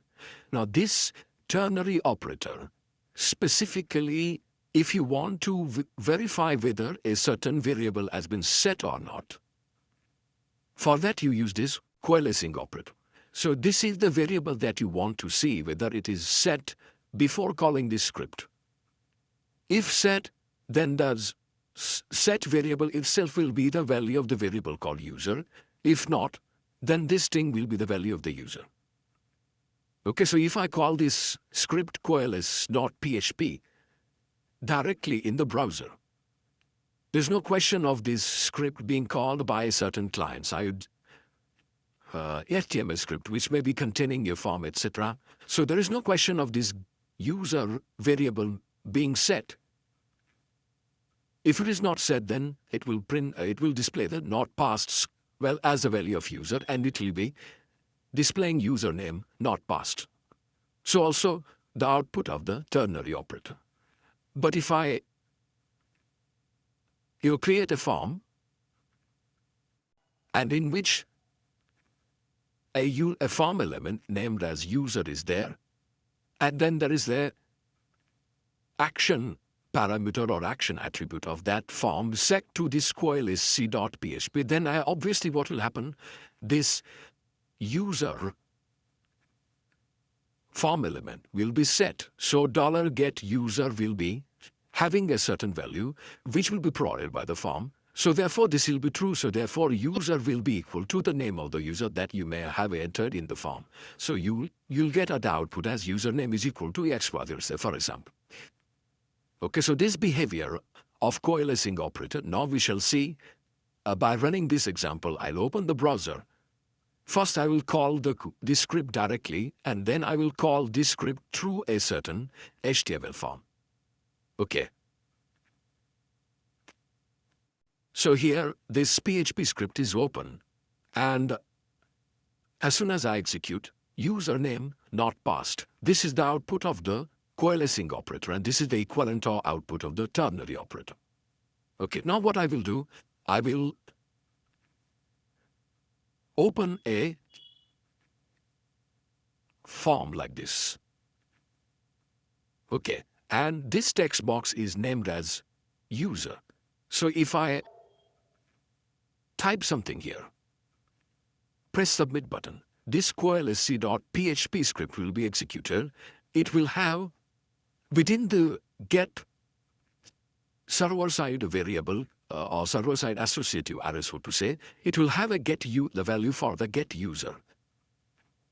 And therefore it will, retrieve or obtain that XYZ as the value of the user variable in that script, and it will print that. That's it. This is the output of the coalescing operator. This is the output of the ternary operator. So this confirms the behavior of the coalescing operator in PHP. After the get method, we'll now see how the post method works. So let us see the use of different HTTP methods.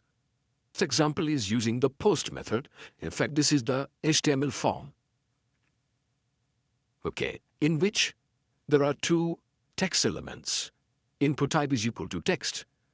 The first text element is to enter the name. The name of the text element itself is name.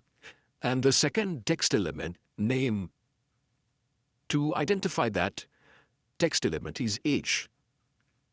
Okay, and then there is a input type is equal to submit. It is a submit button.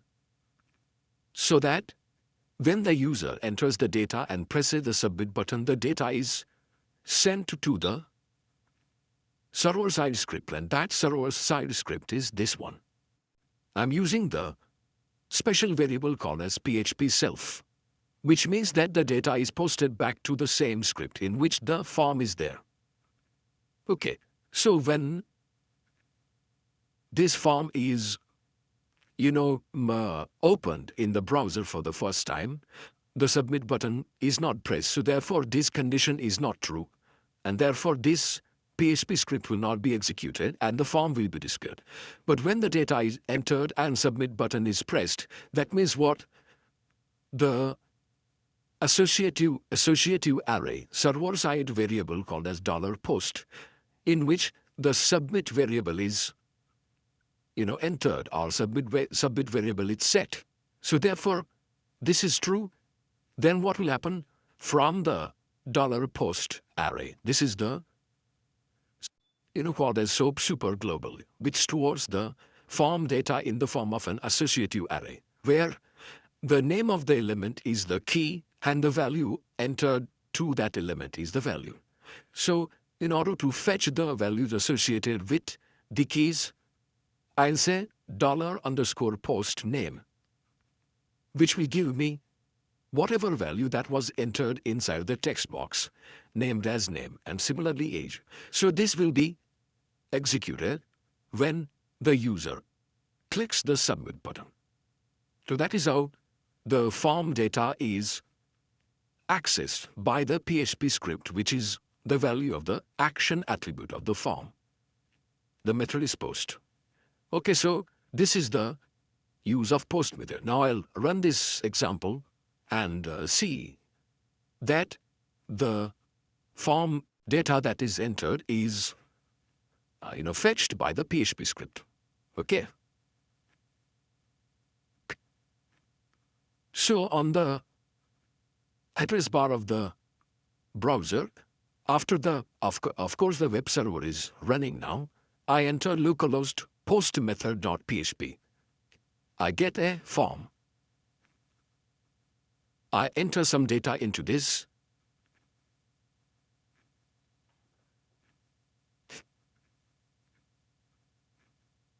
And some age. If I press submit button, then what is going to happen? The action attribute is redirected toward the same post method.php because of the PHP self variable. This data will be sent as the data in the post $_post associative array, and from which the key and value, using the key, the values are fetched and they are equal back to the browser. So this is the output. So this is how the form data is sent to the PHP script by using the post method.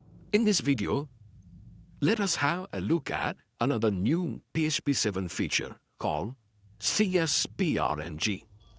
So this program uses two new functions that are introduced by PHP 7. And the purpose of these two functions is to generate random numbers, which are secure for cryptography. So cryptographically secure pseudo-random number generators. These are the two functions. One is random bytes and another is random int. So the random bytes function generates a sequence of bytes randomly up to 5 number of bytes. Okay, and that string of 5 bytes is stored in this variable. If I print it, those bytes will be displayed, but not all of those bytes may have a printable representation. So what you have to do is to convert the sequence of bytes by the binary to hex function so that a certain legible representation of all those bytes will be displayed.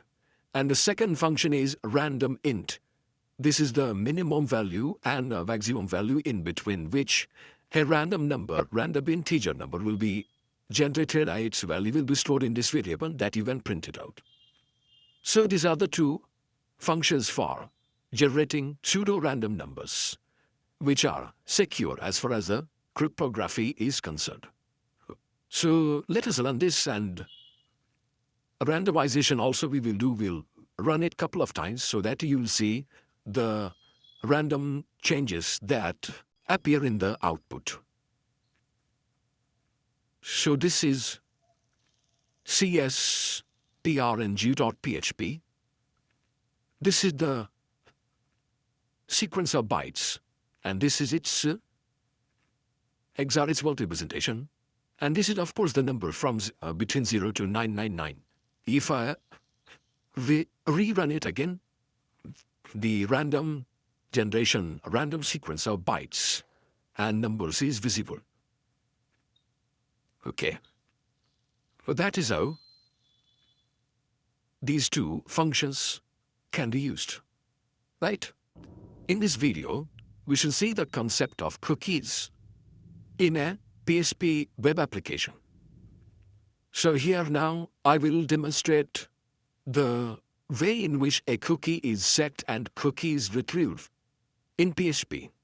Actually, I will show you 3 different cores. One is the HTML form. Second is the PHP script which will set the cookie. And the third is the PHP script which will read back the cookies. So starting with the HTML form, the name of the HTML page is cookieform.html. All it has is a simple form in which 2 text elements are there, and the method is post. The form data is sent by using the post method to a PHP script called as setCookie.php. When you press the submit button, the data will be directed towards the setCookie.php. So what is there in the setCookie.php? This is that PHP script. So all we are doing is fetching the form data by using the $_post associative array. Remember that the HTML elements were having the names as name and age. So these are the keys, the values associated are retrieved and stored in the 2 variables, name and age. So use those variables to set the cookie. The syntax of set cookie function is set cookie, the name of the cookie and the value. Okay, the name of the cookie and value. Here you are setting the time interval, the URL, and the other parameters as explained in the earlier discussion. So those two cookies will be set. It will just give a message cookies are set, and then it will give you an hyperlink. If you click that, this getCookie.php will be opened. That is having a core to read back the cookies. So this is the getCookie.php. What it does, it simply finds the value associated with the name key of the $_cookie associative array that is a part of the request server variable. So from which the cookie name and cookie age are fetched and they are displayed. So whichever values that you may have given in the earlier form, they will be read back. So these are the 3 different cores. One is the HTML form, other is the set cookie script, other is the third is the get cookie script. I'll show all these three activities in front of you by running, starting from the cookie form.html. So this cookie form.html contains two text elements. Let us enter some data into it and press the submit button. What happens? The form will take the data back to a PHP script called setCookie.php. The two cookies will be set. Right? Now there is a hyperlink which takes me to the getCookie.php, which reads back the values. So these are the two values. So this is a small but effective example of setting and retrieving the cookies in PHP. After seeing the example of try, catch, and true, there is one more way of processing the exceptions, and that is defining a custom exception handler. So this example is a demonstration of a custom exception handler in PHP. So you have a function called as setExceptionHandler, using which you can assign a user-defined function to handle the exceptions that may be arising in a PHP script. So the function here, I have defined a function called as exception handler, which receives one particular argument. If this function is executed, the message that will be displayed is uncaught exception, and the error message that is associated with the exception object. Right? And this function I want to assign as my customized or custom exception handler. So whenever in the rest of the program any exception occurs, instead of the regular catch block, which is normally used to handle or process the exception, instead of that, this exception handler function is going to be executed, doing all the activity of handling the exception. Right? So this is the mechanism that should be in place. The rest of the program is very simple. Two variables, two values are to be input, stored in x and y. If y happens to be equal to 0, the program throws a exception, a new exception that means an object of the exception class. This is the argument division by 0 that will be given on to this, the get message. So as soon as the exception is generated, this set exception handler will be activated. The control will be transferred to this function, and the message will be printed as uncaught exception division by 0. Otherwise, if no exception, then the regular normal operation of printing the result of the division will be taking place. So let's go back to the command window and execute this function. So the command window is in front of you. From the command line, I'm executing this custom execp.php. Like this. First number, some number, second number, the regular operation of division will take place. But if I give some number, but I give the denominator as 0, then the exception object will be thrown. That will be processed by this exception handler, custom exception handler that we have designated. We print this error. It is exception message.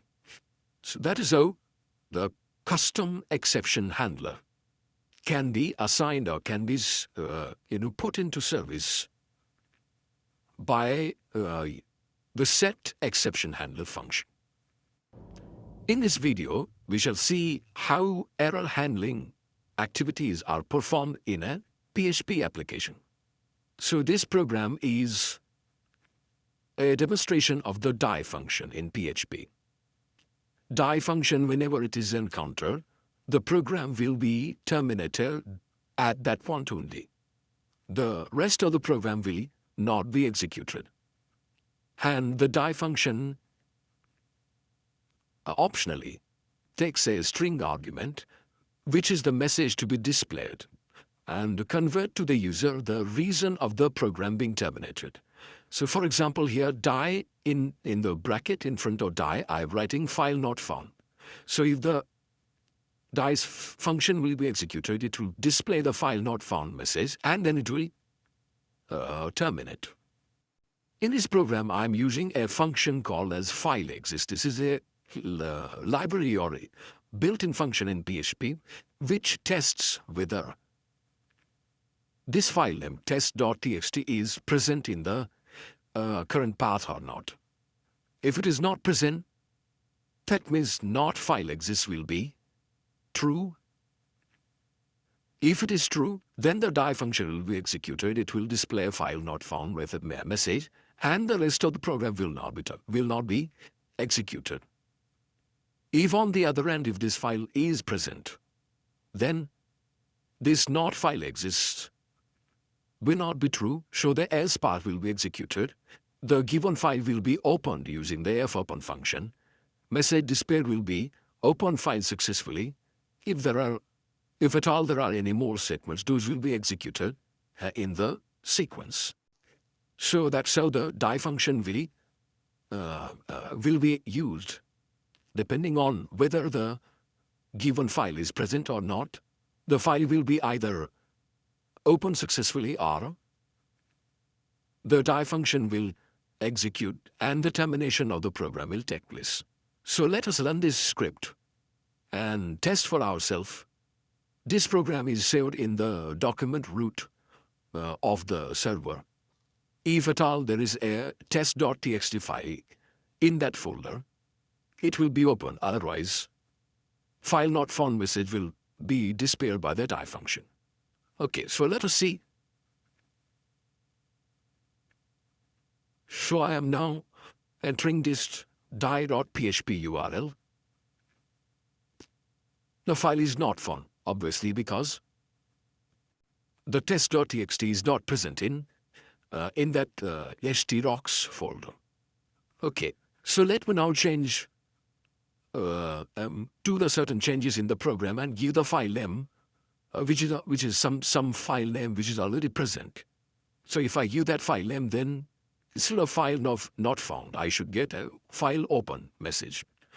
Okay, so let me go to that script, change the test.txt to something which is present. Okay. So I have changed it to new file.txt. The file is already present in the document root. So after doing these changes, let us go back to the browser and execute this and see that the message. So I just refresh this page and the message will be open file successfully. That is because the new file.txt is indeed present in the given folder. Well, that is how the die function can be effectively used. In this video, we shall have a look at the different decision-making statements that are available in PHP. So this example is used to demonstrate the behavior of if, else if, and else, the conditional statements in PHP.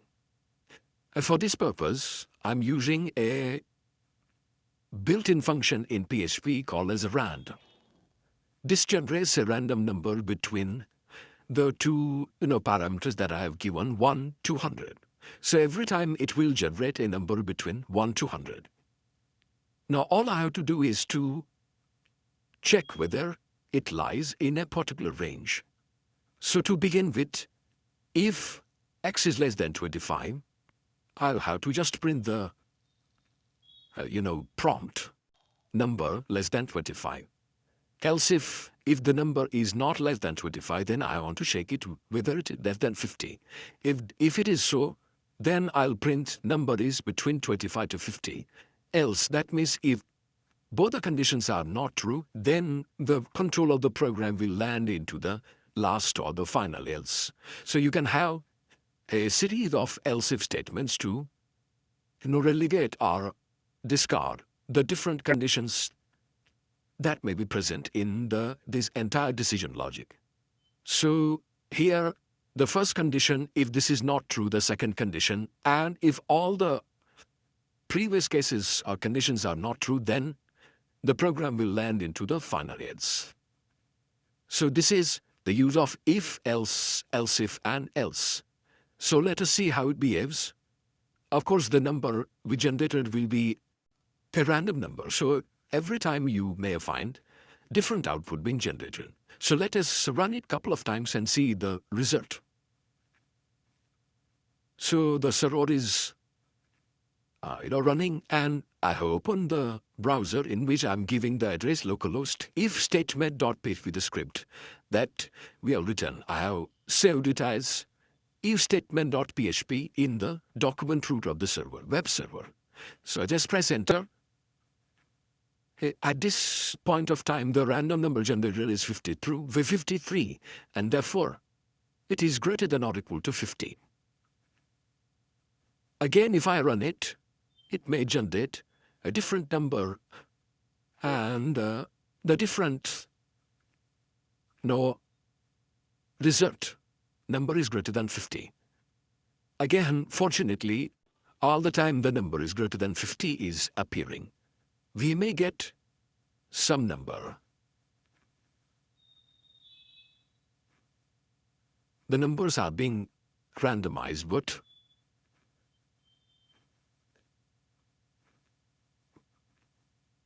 I wonder, so this is random number 5, number 11, 25. So randomization also is taking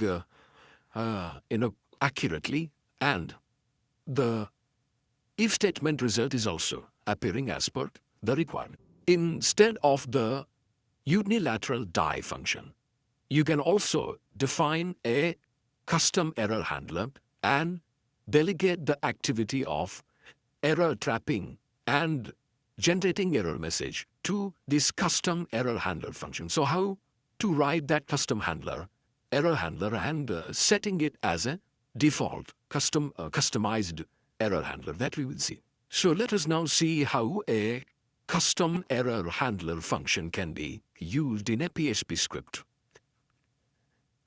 To set a particular user-defined function as an error handler, you have to use a function called as setErrorHandler. This is the name of the function, handle error, which will be eventually handling the error if at all it is created or it creeps up into the program. So this error handler function has been defined to accept two arguments. One is the error number, and error string.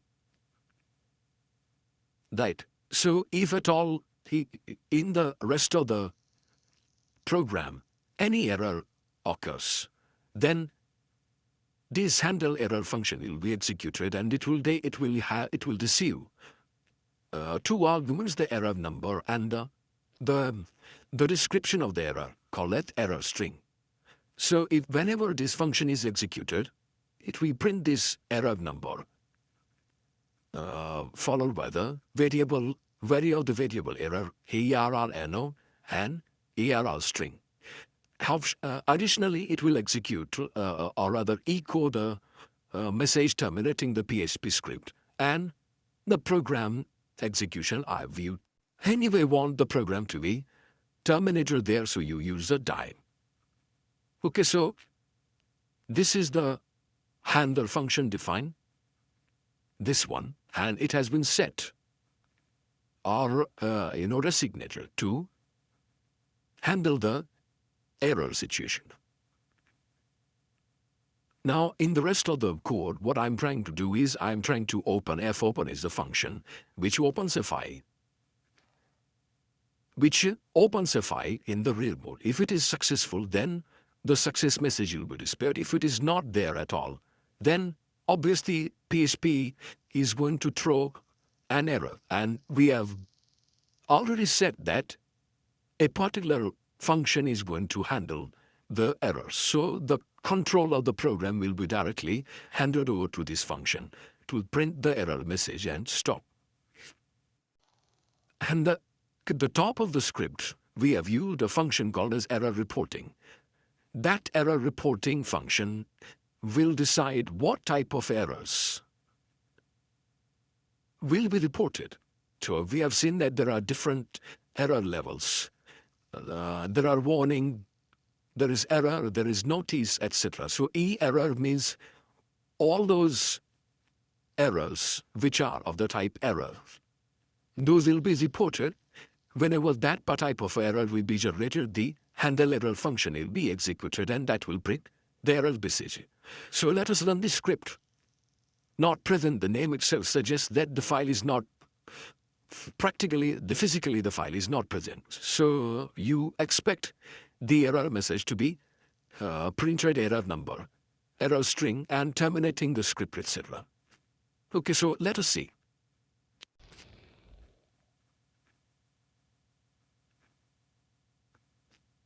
So customerror.php is the name of the script. I'm giving it in the URL. So that is the output of the handler function, error number. What is the error message? No such file or directory. Terminating PHP script is what we have hard-coded as the echo message. Okay, so this is how the custom error handler can be used.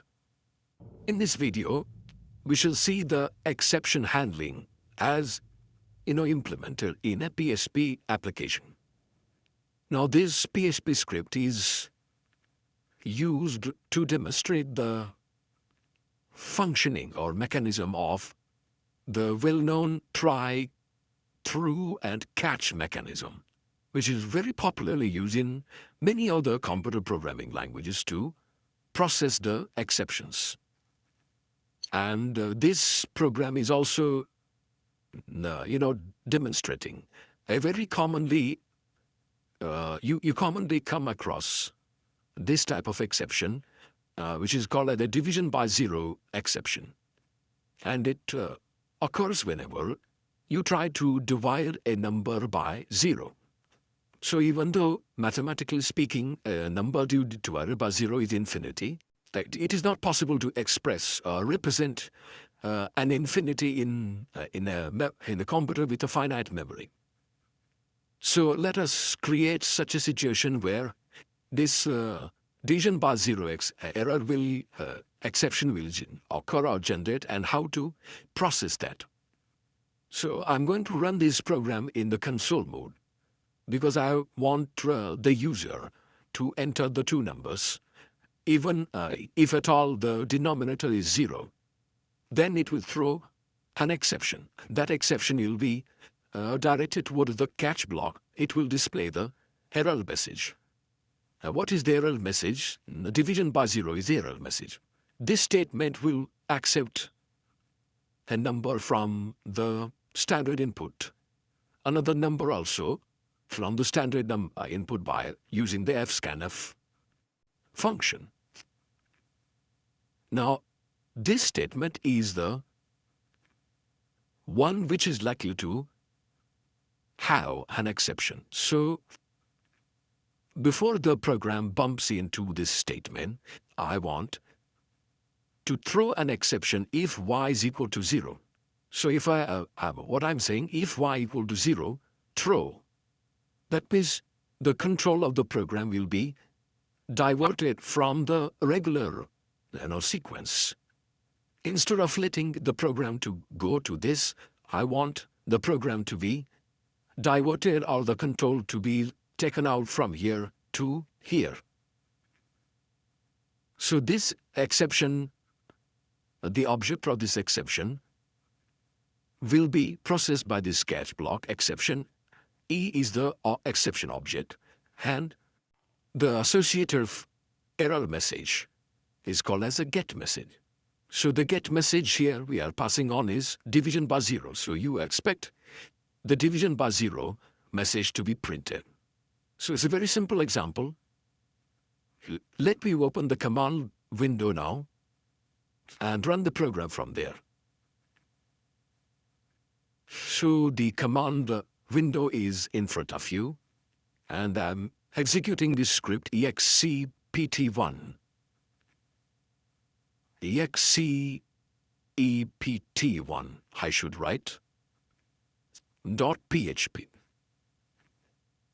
If I execute this, it will ask the number to be inputted. I input something. And if I input some other number which is not 0, it will give me the result. But if I again run it, I give a number and second number happens to be 0. So it will print the division by 0 message which is coming out of the catch block. That's so. The try-catch true mechanism is employed in PHP. The use of post and get method we have seen. There's another way of, using or processing the form data on the server side. That is by using the $_request variable. That is another super global that is maintained by the server. Another way of processing the form data on the server-side script is using the request associative array. As you know, the request a server variable or a request associative array can be used to get the form data, obtain the form data that is sent by the get method as well as the post method. So it really doesn't matter whether method is equal to get or method is equal to post is used. Of course, it will have an effect on the query string that will be generated. But then, as far as the fetching of the data from the form is concerned, all you have to do is use the associative array called as request. So request name will give me whatever the user has entered in the first text element, and request age will give me whatever the user has entered in the age text element. After the submit button is pressed, first, when this request method.php is displayed by the browser on the first time, obviously because the button has not been yet pressed, so this condition will fail. This will not be equal. Instead, the form will be displayed. After entering the data, if you press submit button, because the data is going to be posted to the same page again, because I'm using PHP self as the action attribute of the form. Second time around, this condition will be true, and therefore these two lines will be equal. Welcome, the value of the name element in the form, and age element in the form will be displayed. And this will not be displayed second time because it is exiting from the if condition. Okay, so more or less the same thing that happened in the post or get method. The same thing, same data can be fetched using the request variable also, that we shall see now. So first time, I'm running this example with the method is equal to get. Okay. So the request method.php is open in the browser. Localhost request method.php. The same form is created. I will now enter some data. And submit. Remember that the method is used as get. So therefore the query string will be a concatenation of the key value pairs. Right? Now I will change the method to post and reopen the form. And see that the query string doesn't appear in the URL. So I have changed the method is equal to post now. And the same form is opened.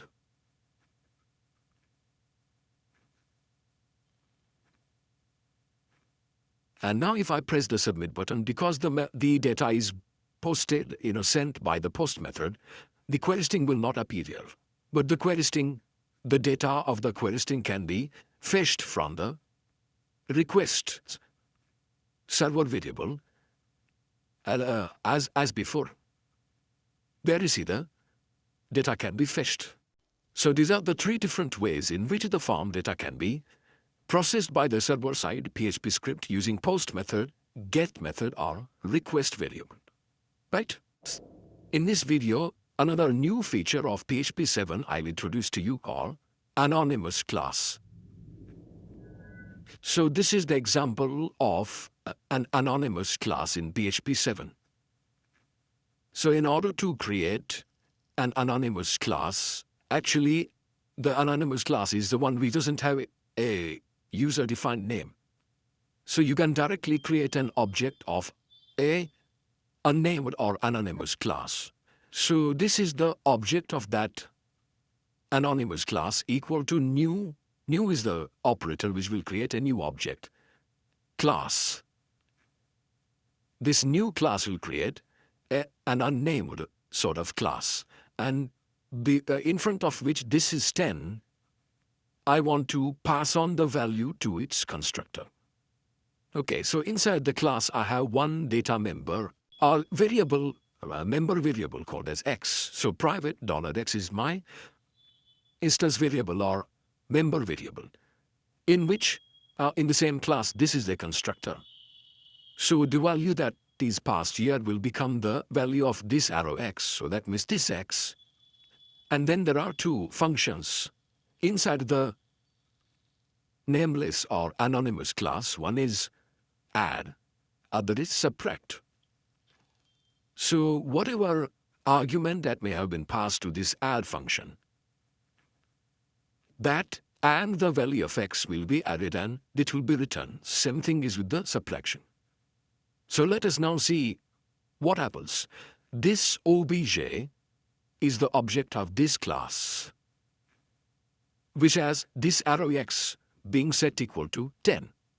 And if I call now obj arrow add, so this function will be called because this function is belonging to this object. And the value that is passed to that function is 20. So what will happen? This 20 will go to this y. This arrow x is anyway 10 because it is coming from the constructor. So 10 plus 20 will be the value of this variable result. Similarly, if I call this add arrow or obj arrow sub or subtract, so this function will be called, this 5 will become the value of y. This arrow x is instance at the time of instance creation.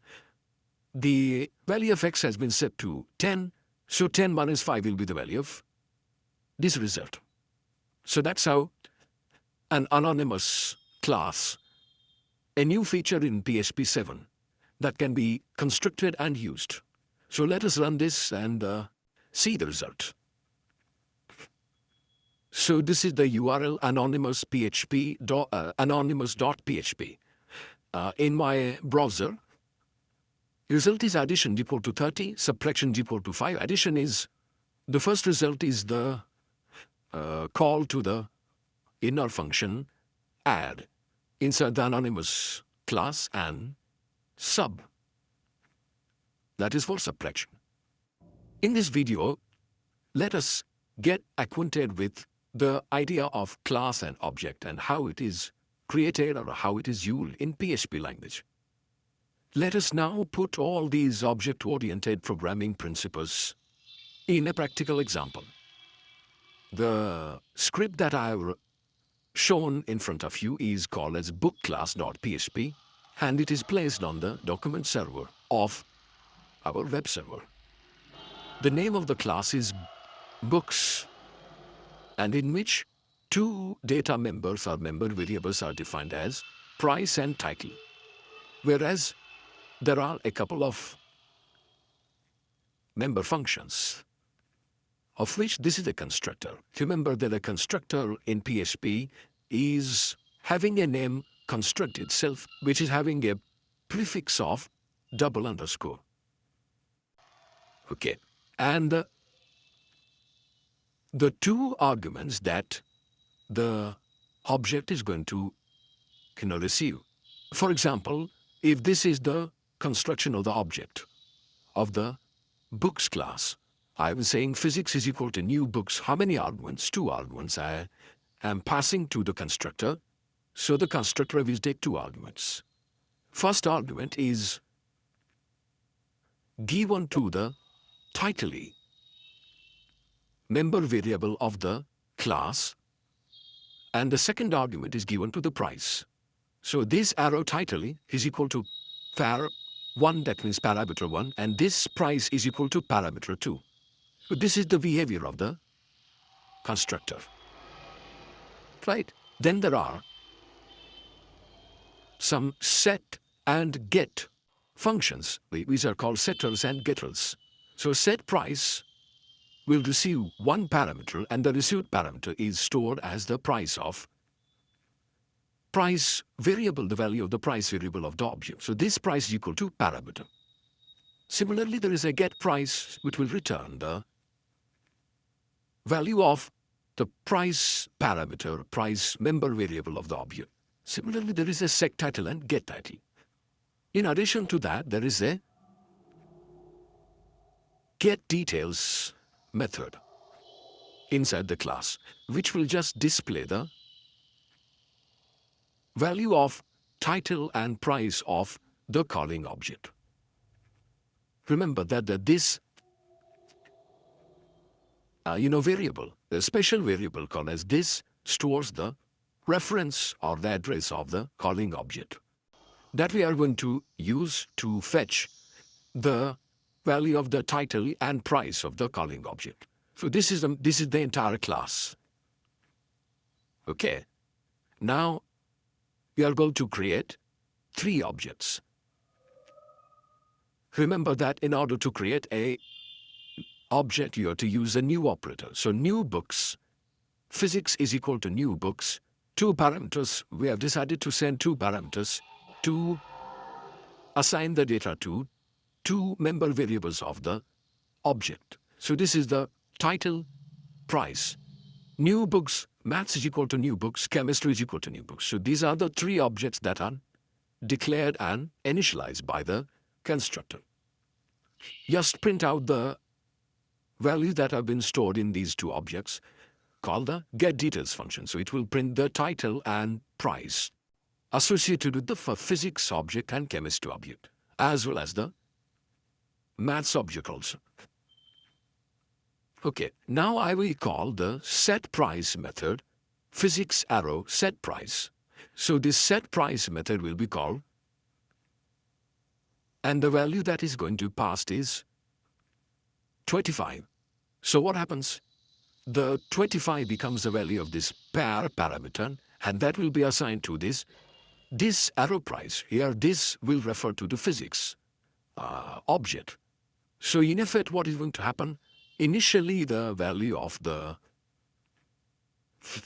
price member variable of the physics object was 10. Now it will be set to 25.